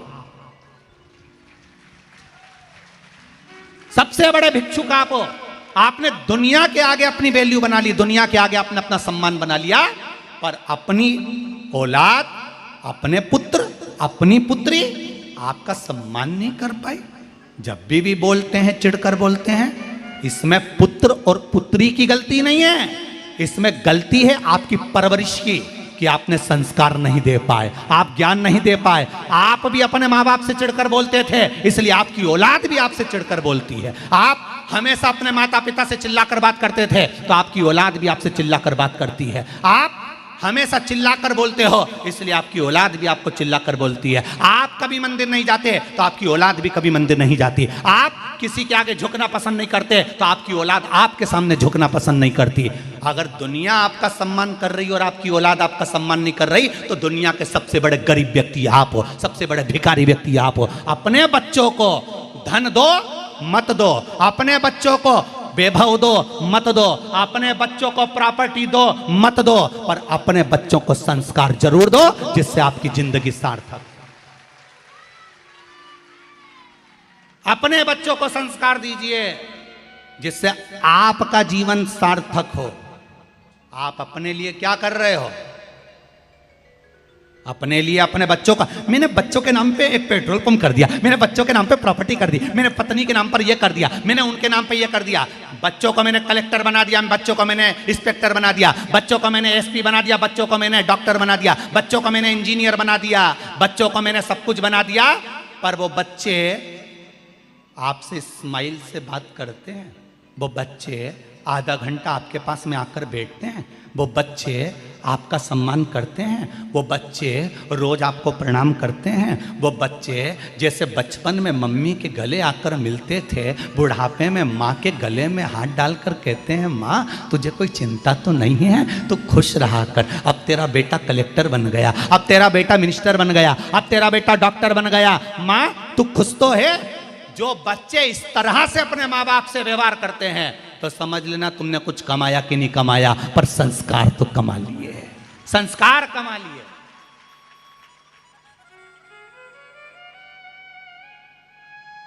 वो संस्कार बच्चों में होना जरूरी है। क्या दे रहे हो अपने बच्चों को? प्रॉपर्टी? क्या दे रहे हो बच्चों को? गाड़ी? क्या दे रहे हो बच्चों को? बैंक का बैलेंस? किस काम का बैंक का बैलेंस? तो बेटा एक दिन अगर कंप्यूटर पे बैठ गया और एक दिन में डब्बा लगा दिया शेयर मार्केट रे साहब गोल, एक दिन कहीं किसी को अपना कोड बता दिया और उस कोड वाले ने बैंक में से डायरेक्ट निकाल लिया, काय का बैलेंस बचा? तुम अपने बच्चे को एक दिन गाड़ी लेकर गया, एक्सीडेंट हो गया, गाड़ी का नाश हो गया, जो मकान मिला था वो कर्जे में डूब गया, क्या दे रहे हो बच्चों को? केवल मकान, जमीन, जायदाद और गाड़ी और बंगला। बच्चों को दीजिए संस्कार कि बेटा जिंदगी में याद रखना, किसी से कर्जा मत लेना, शान से जिंदगी जीना और भगवान का भजन कर कर आगे बढ़ना। हाथ जोड़ना तो परमात्मा के जोड़ना, किसी के मत जोड़ना। ये संस्कार जब बच्चों को दे दिया, बच्चा निहाल हो गया। इसलिए करें अपने बच्चों के हाथ में एक लोटा जल पकड़ाओ और कहो मंदिर तक जा। संस्कार दोगे, जिसके बच्चे मंदिर जाना चालू कर देते हैं उसके घर के माँ बाप कभी वृद्धाश्रम में नहीं रहते हैं, घर में रहते हैं। तो वृद्धाश्रम में नहीं रहेंगे, ये जितने वृद्धाश्रम भरे पड़े हैं तुम्हारे रायपुर में, बिलासपुर में और भी बड़े बड़ी जगह, भिलाई दुर्ग में जरा जाके तो क्या इनके वृद्धाश्रम में उनके बच्चों का माँ जो बूढ़े पड़े हैं उसमें, उनसे पूछो तुम्हारा बच्चा क्या है, वो कहेगा इंजीनियर है, कोई कहेगा मेरा बच्चा पढ़ा लिखा, मैंने अपने 4 बच्चों को बहुत पढ़ाया। कोई से मिलो तो एक बार वृद्धाश्रम में जाकर। किसी ठेले चलाने वाले का माँ बाप कभी वृद्धाश्रम में नहीं मिलते हैं, किसी गांव के व्यक्ति के माँ बाप कभी वृद्धाश्रम में नहीं मिलते हैं, हमेशा पढ़े लिखे व्यक्ति के ही मिलते हैं। क्यों? क्योंकि तुमने सब कुछ दिया पर संस्कार नहीं दिया। सब कुछ दिया, संस्कार नहीं दे पाए। अगर वो दे देते ना तो तुम्हें फिर बुढ़ापे में वृद्धाश्रम में जिंदगी नहीं निकालना पड़ती। तुम्हारी औलाद ससुराल वाले आए तो खुश होकर बात करे और बूढ़े माँ बाप से चिढ़कर बात करे, उस दिन माँ बाप को कह देना चाहिए इसलिए पैदा नहीं करा तुझको कि तेरी सुनूंगी मैं।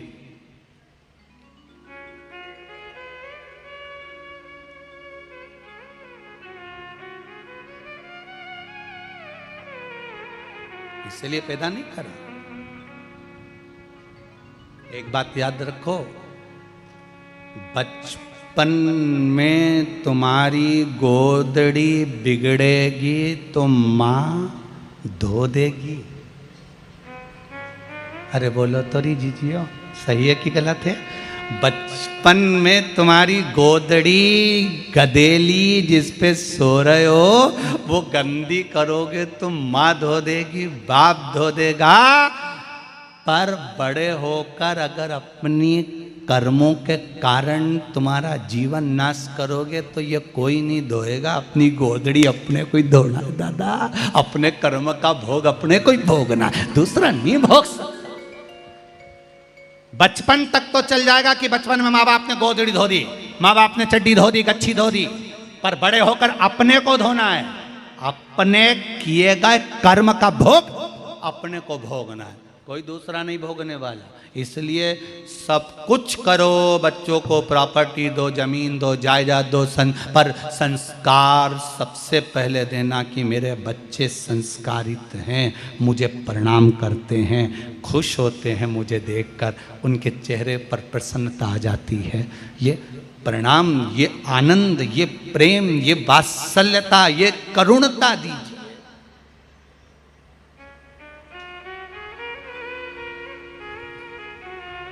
देव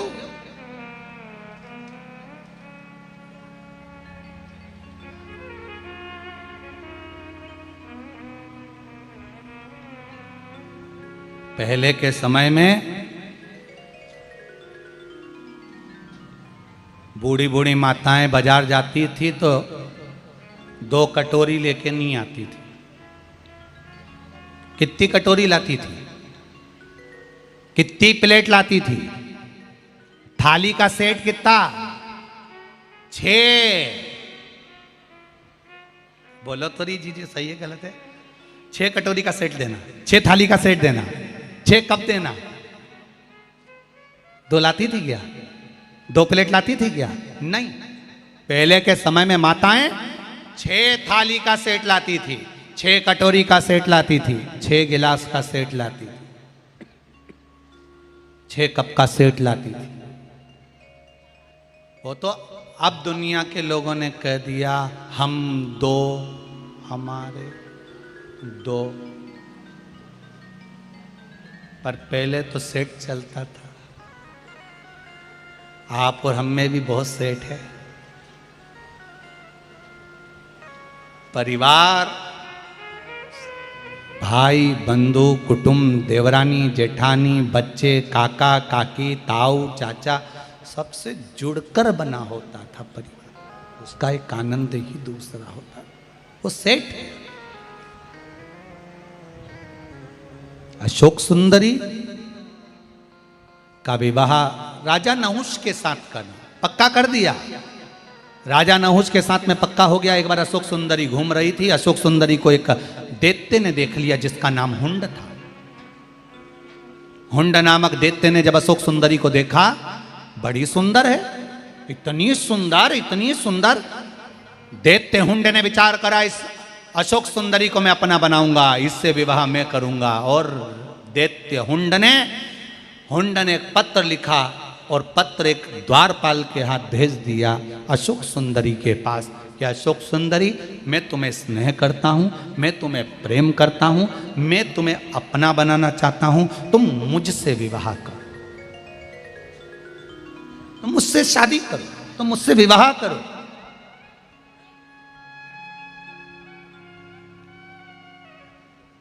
अशोक सुंदरी ने पत्र का जवाब लिखकर दिया, मेरे माता पिता जिस वर से, जिस लड़के से मेरी शादी करेंगे, मैं उससे अपना विवाह करूंगी, मैं अपनी मर्जी से विवाह नहीं कर सकती,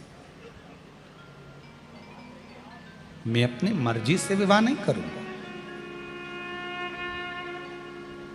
कितनी सुंदर बात अशोक सुंदरी के मंगल विवाह में लिखी है कि अशोक सुंदरी कह रही है, जिस माँ बाप ने मुझे पाल पोस कर बड़ा करा, जिस माँ बाप ने मुझे पढ़ने के लिए भेजा, जिस माँ बाप ने मुझे कपड़े पहनाए, जिस माँ बाप ने मुझे गोदी में खिलाया, उस माता पिता के दामन को मैं लांछन लगाकर नहीं जा सकती। मैं हुंड तेर से विवाह नहीं कर सकती, मेरे माता पिता जिससे विवाह करेंगे मैं उससे करूंगी। ये दम चाहिए बेटियों को, ये बल चाहिए बेटियों को। भटकाने वाले बहुत मिलेंगे। आप जब अच्छी पढ़ाई करने लगोगे, अच्छे पद पर पहुंच जाओगे, अच्छी विद्याध्ययन की और अच्छे कॉलेज, अच्छे स्कूल की ओर चले जाओगे, मिलेंगे बहुत हुंड जैसे दैत्य, हुंड जैसे राक्षस, जो अशोक सुंदरी को भी भटकाने के लिए आए थे, तो आपको भी भटकाने आएंगे, क्योंकि आप भी किसी माता पिता की अशोक सुंदरी हो, आप भी किसी माता पिता की बेटी हो, आएंगे। पर आप भी अशोक सुंदरी जैसा जवाब देना, मैं आपसे बात करूं ठीक है, मैं घूमूं ठीक है, मैं पढ़ाई करूं आपके साथ ठीक है, पर विवाह मेरे माँ बाप के बताए बिना नहीं कर सकती, और मेरे माँ बाप जहां करेंगे मैं वहां करूंगी।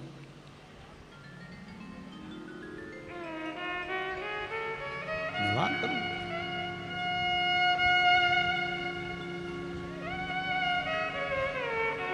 अब हुंड ने देखा कि ये ऐसे मानने वाली नहीं है, तो हुंड ने पता करा कि ये अशोक सुंदरी का विवाह पक्का किससे हुआ। मालूम पड़ा राजा नहुस से। हुंड ने कहा, राजा नहुस को गिरफ्तार कर लो, पकड़ लो, कैद में रख दो, इसको उठा ले जाओ, किसी को मालूम ना पड़े कि राजा नहुस कहां गया। हुंड राजा नहुस को पकड़ने के लिए गया, उसको उठाने के लिए गया, तो राजा नहुस के यहाँ पर हुंड दैत्य की सेविका, एक दासी जो शंकर जी के मंदिर में सेवा करने जाती थी, उसी शंकर जी के मंदिर में राजा नहुस सेवा करता था। तो उस दासी ने, जो हुंड राक्षस की दासी थी, उसने कहा, राजा नहुस, आज तुम्हारा किडनैप होने वाला है, आज तुम्हें पकड़ने वाले हैं, आज तुम्हें उठा कर ले जाएंगे, आज तुम्हें ओझल कर दिया जाएगा।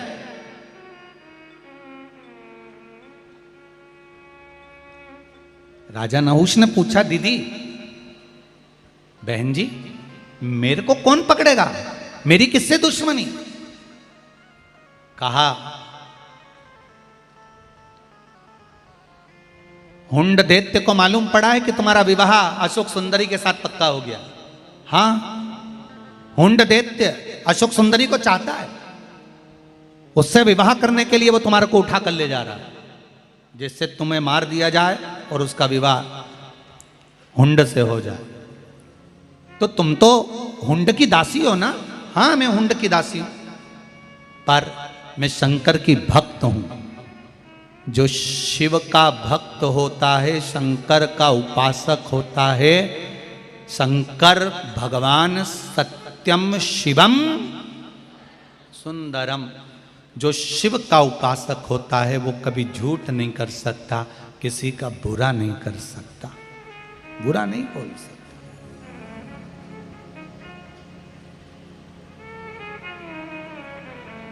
एक बात कहूं छत्तीसगढ़ की, बोले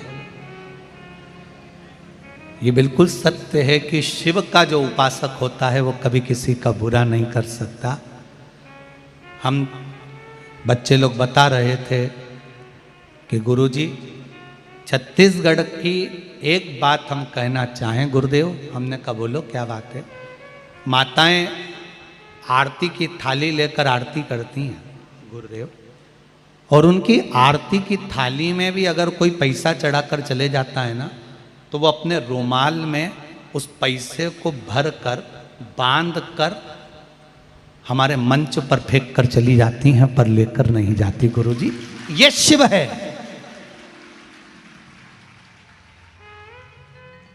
आज के जमाने में तो लोग कथा होए और इतनी बड़ी होए तो लोग सोचते हैं कि व्यापार कैसे करना है, कमाना कैसे, कितनों को लूटना है, कितनों के गले में से चेन, कितनों के गले में से मंगलसूत्र, कितनों की जेब में से पर्स, कितनों के मोबाइल, कितनों का सामान, कितनों की गाड़ी, कितनों का सामान लेकर जाना है, ये सोच कर आता है आज का व्यक्ति। पर मैं धन्यवाद देता हूं छत्तीसगढ़ की इस धरा को जिसमें इतने अच्छे संस्कार शिव भक्ति के हैं। मैं धन्यवाद देता हूं आपको और आपके विश्वास को कि शंकर की कथा में बैठे हो और ये आप जानते हो कि सत्यम शिवम सुंदरम। कहीं पर भी छल कर लेना, कहीं पर भी बेईमानी कर लेना, कहीं पर भी कपट कर लेना, कहीं पर भी झूठ बोल लेना, कितना भी बेईमानी कर लेना कहीं पर भी, पर शंकर की कथा में, शंकर के मंदिर में, शंकर के ओटले पर, शिव कथा में करी गई बेईमानी, छल कपट जिंदगी भर रुलाता है, संवरने नहीं देता। ये समझना चाहिए व्यक्ति, और समझना रोए। पर धन्यवाद, सबले बढ़िया हमारा छत्तीसगढ़ का लोग जो है, छत्तीसगढ़िया सबले बढ़िया। विश्वास के प्रति धन्यवाद दूं।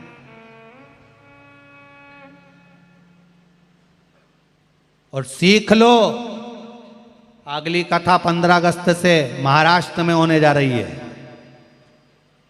वहां के भी जितने भक्त कथा सुनने आए उनसे निवेदन है कोई सोने की रकम पहनकर नहीं आए, और ये भाव लेकर आना कि हमें समर्पण करना है, शिव के होकर जाना है, हमें शंकर। वैसे तो पूरा परली बैजनाथ के लोग, ब्राह्मण हो, क्षत्रिय हो, वैश्य हो, शूद्र हो, चारों वर्ण के लोग सेवा में लगे हैं। सब ने तैयारी कर रखी है। कई होटल वालों ने अपनी होटलें, कई भोजन मिष्ठान वालों ने अपने का भोजन मिष्ठान सब खोल दिया है भक्तों के लिए कि परली बैजनाथ कोई आ रहा है, लोग भंडारे चला रहे हैं, भोजन करा रहे हैं। तो ये तो यहाँ पर भी कमी नहीं रखी। सती दादी मंडल की तरफ से भी प्रसाद बटा, महेश्वरी महिला मंडल, अग्रवाल समाज, साहू समाज, ना जाने कितनी कितनी संस्थाएं रोडों पर अपना अपना तंबू लगाकर कोई पानी, कोई प्रसाद बांट रहा था।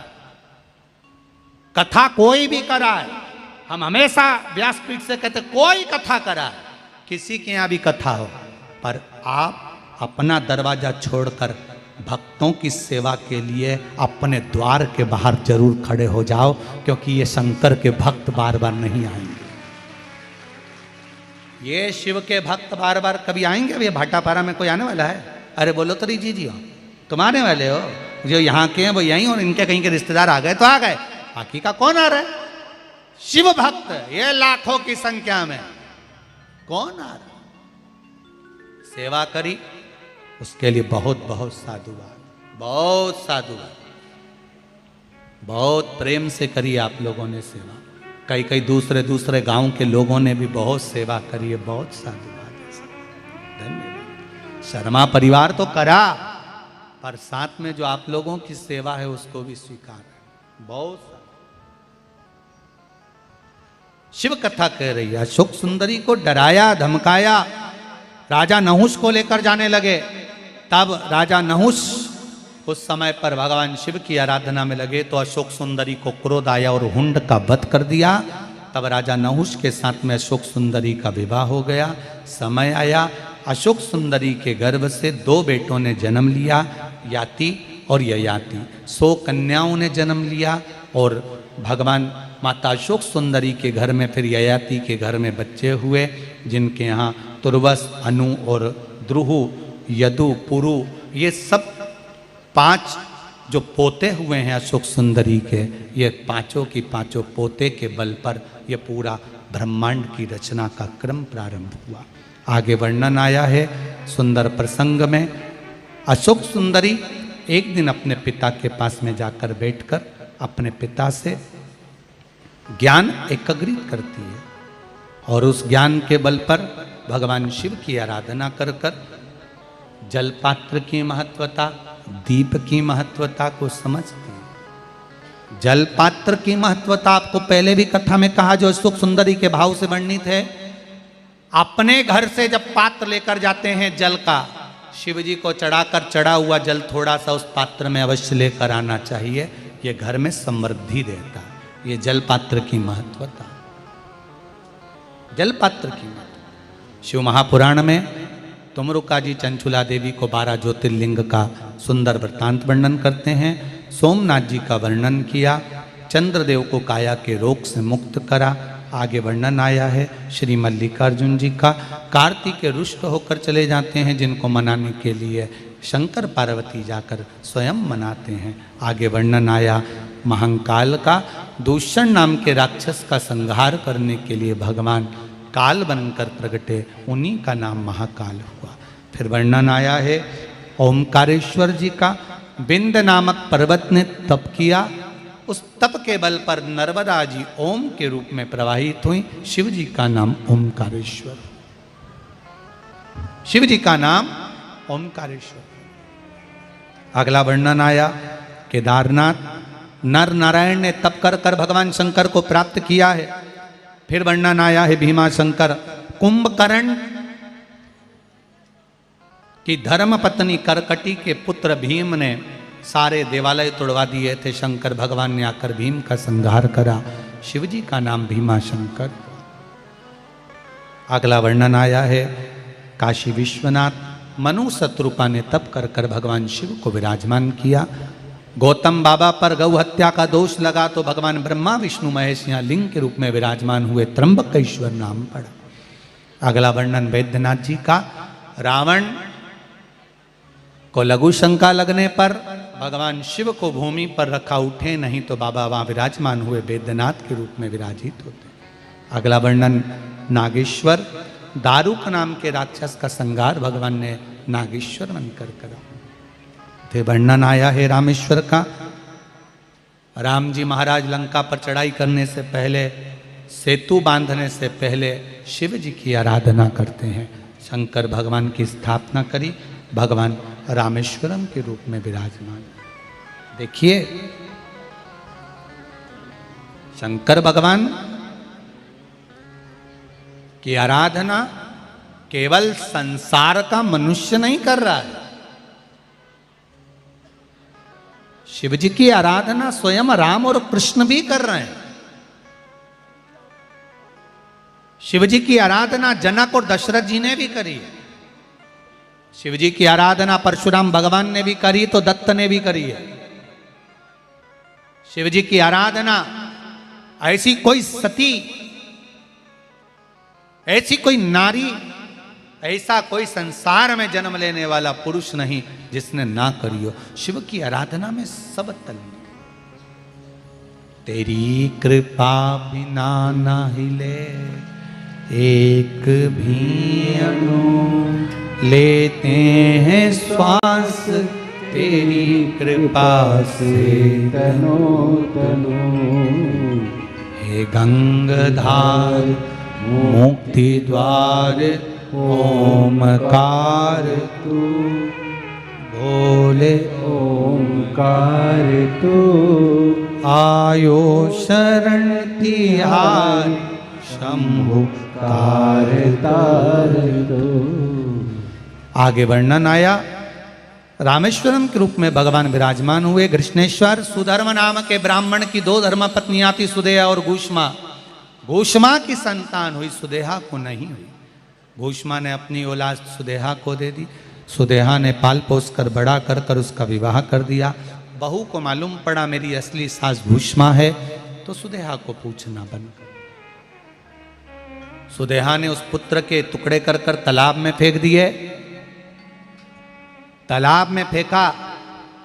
घूष्मा शिवलिंग का निर्माण कर कर, पार्थिव शिवलिंग बनाकर पूजन कर कर विसर्जन करने जा रही थी। मन में आया बेटे को बहुत दिन से नहीं देखा। मरा हुआ 1 हफ्ता पुराना पुत्र तैरता हुआ तालाब में से बाहर आ गया। भगवान ने घूष्मा के पुत्र को जीवित करा, कृष्णेश्वर महादेव हो गए। ये 12 ज्योतिर्लिंग का चरित्र तुमरुका जी चंचुला देवी को श्रवण कराते हैं। चंचुला, ये पावन भगवान का चरित्र सुनकर जीवन मनुष्य का कृतार्थ हो जाता है। चंचुला,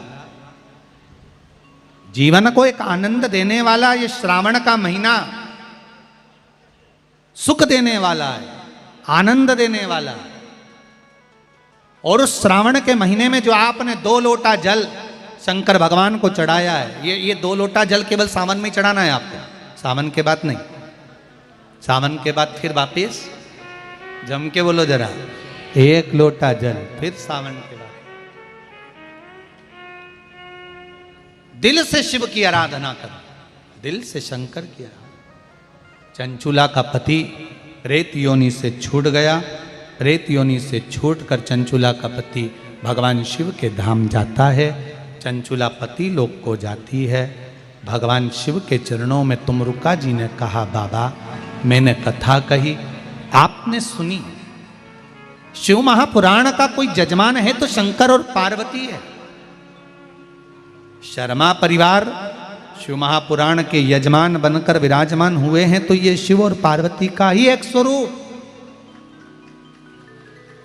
शंकर और पार्वती का एक स्वरूप विराजमान है कि इन्होंने कथा का रसास्वादन कराया। महाराज तुमरुका जी ने कहा, बाबा संपूर्ण विश्व के कल्याण के लिए, शिव महापुराण के लिए कुछ शब्द।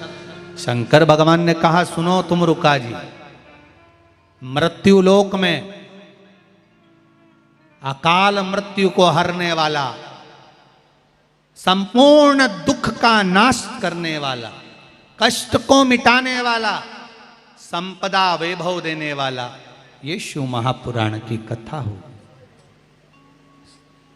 तुमरुका जी, जो नारी पुरुष बेटा बेटी इस शिव महापुराण की कथा को दिल से सुनेगा, उसकी कामना मैं स्वयं उसके हृदय में बैठकर पूर्ण कर दूंगा। ये शिव का 6 दिन तक शिव महापुराण की पोथी पर चढ़ी हुई बेलपत्र औषधि का कार्य करेगी। 7वें दिवस की बेलपत्र विराम की कुबेर का भंडार भरने वाली होगी। भगवान अपने मस्तक की बेलपत्र उतार कर पोथी को समर्पित कर देते हैं। शंकर भगवान की पोथी पर समर्पित कर कर देव अधिदेव महादेव उस पोथी को अपने हृदय में समाहित कर लेते हैं। तुमरुका जी ने जय जय घोष करी है। भाव भक्ति के साथ तुमरुका जी भगवान से कहते हैं, भोलेनाथ, चंचुला देवी बेधव्य होकर शिव महापुराण की कथा को करवाकर अपने पति के लोक को जाती है। सौभाग्यवती नारियां इस पावन कथा को श्रवण कर कर अखंड सौभाग्य धारण करती हैं। कुंवारी बेटियां, कुंवारे पुत्र इस कथा को सुनकर आनंद पूर्वक सुख को भोगते हैं। जो जिस कामना से इस पावन शिव महापुराण की कथा को सुनेगा, कराएगा, करेगा, उसके जीवन का एक आनंद वो पाएगा।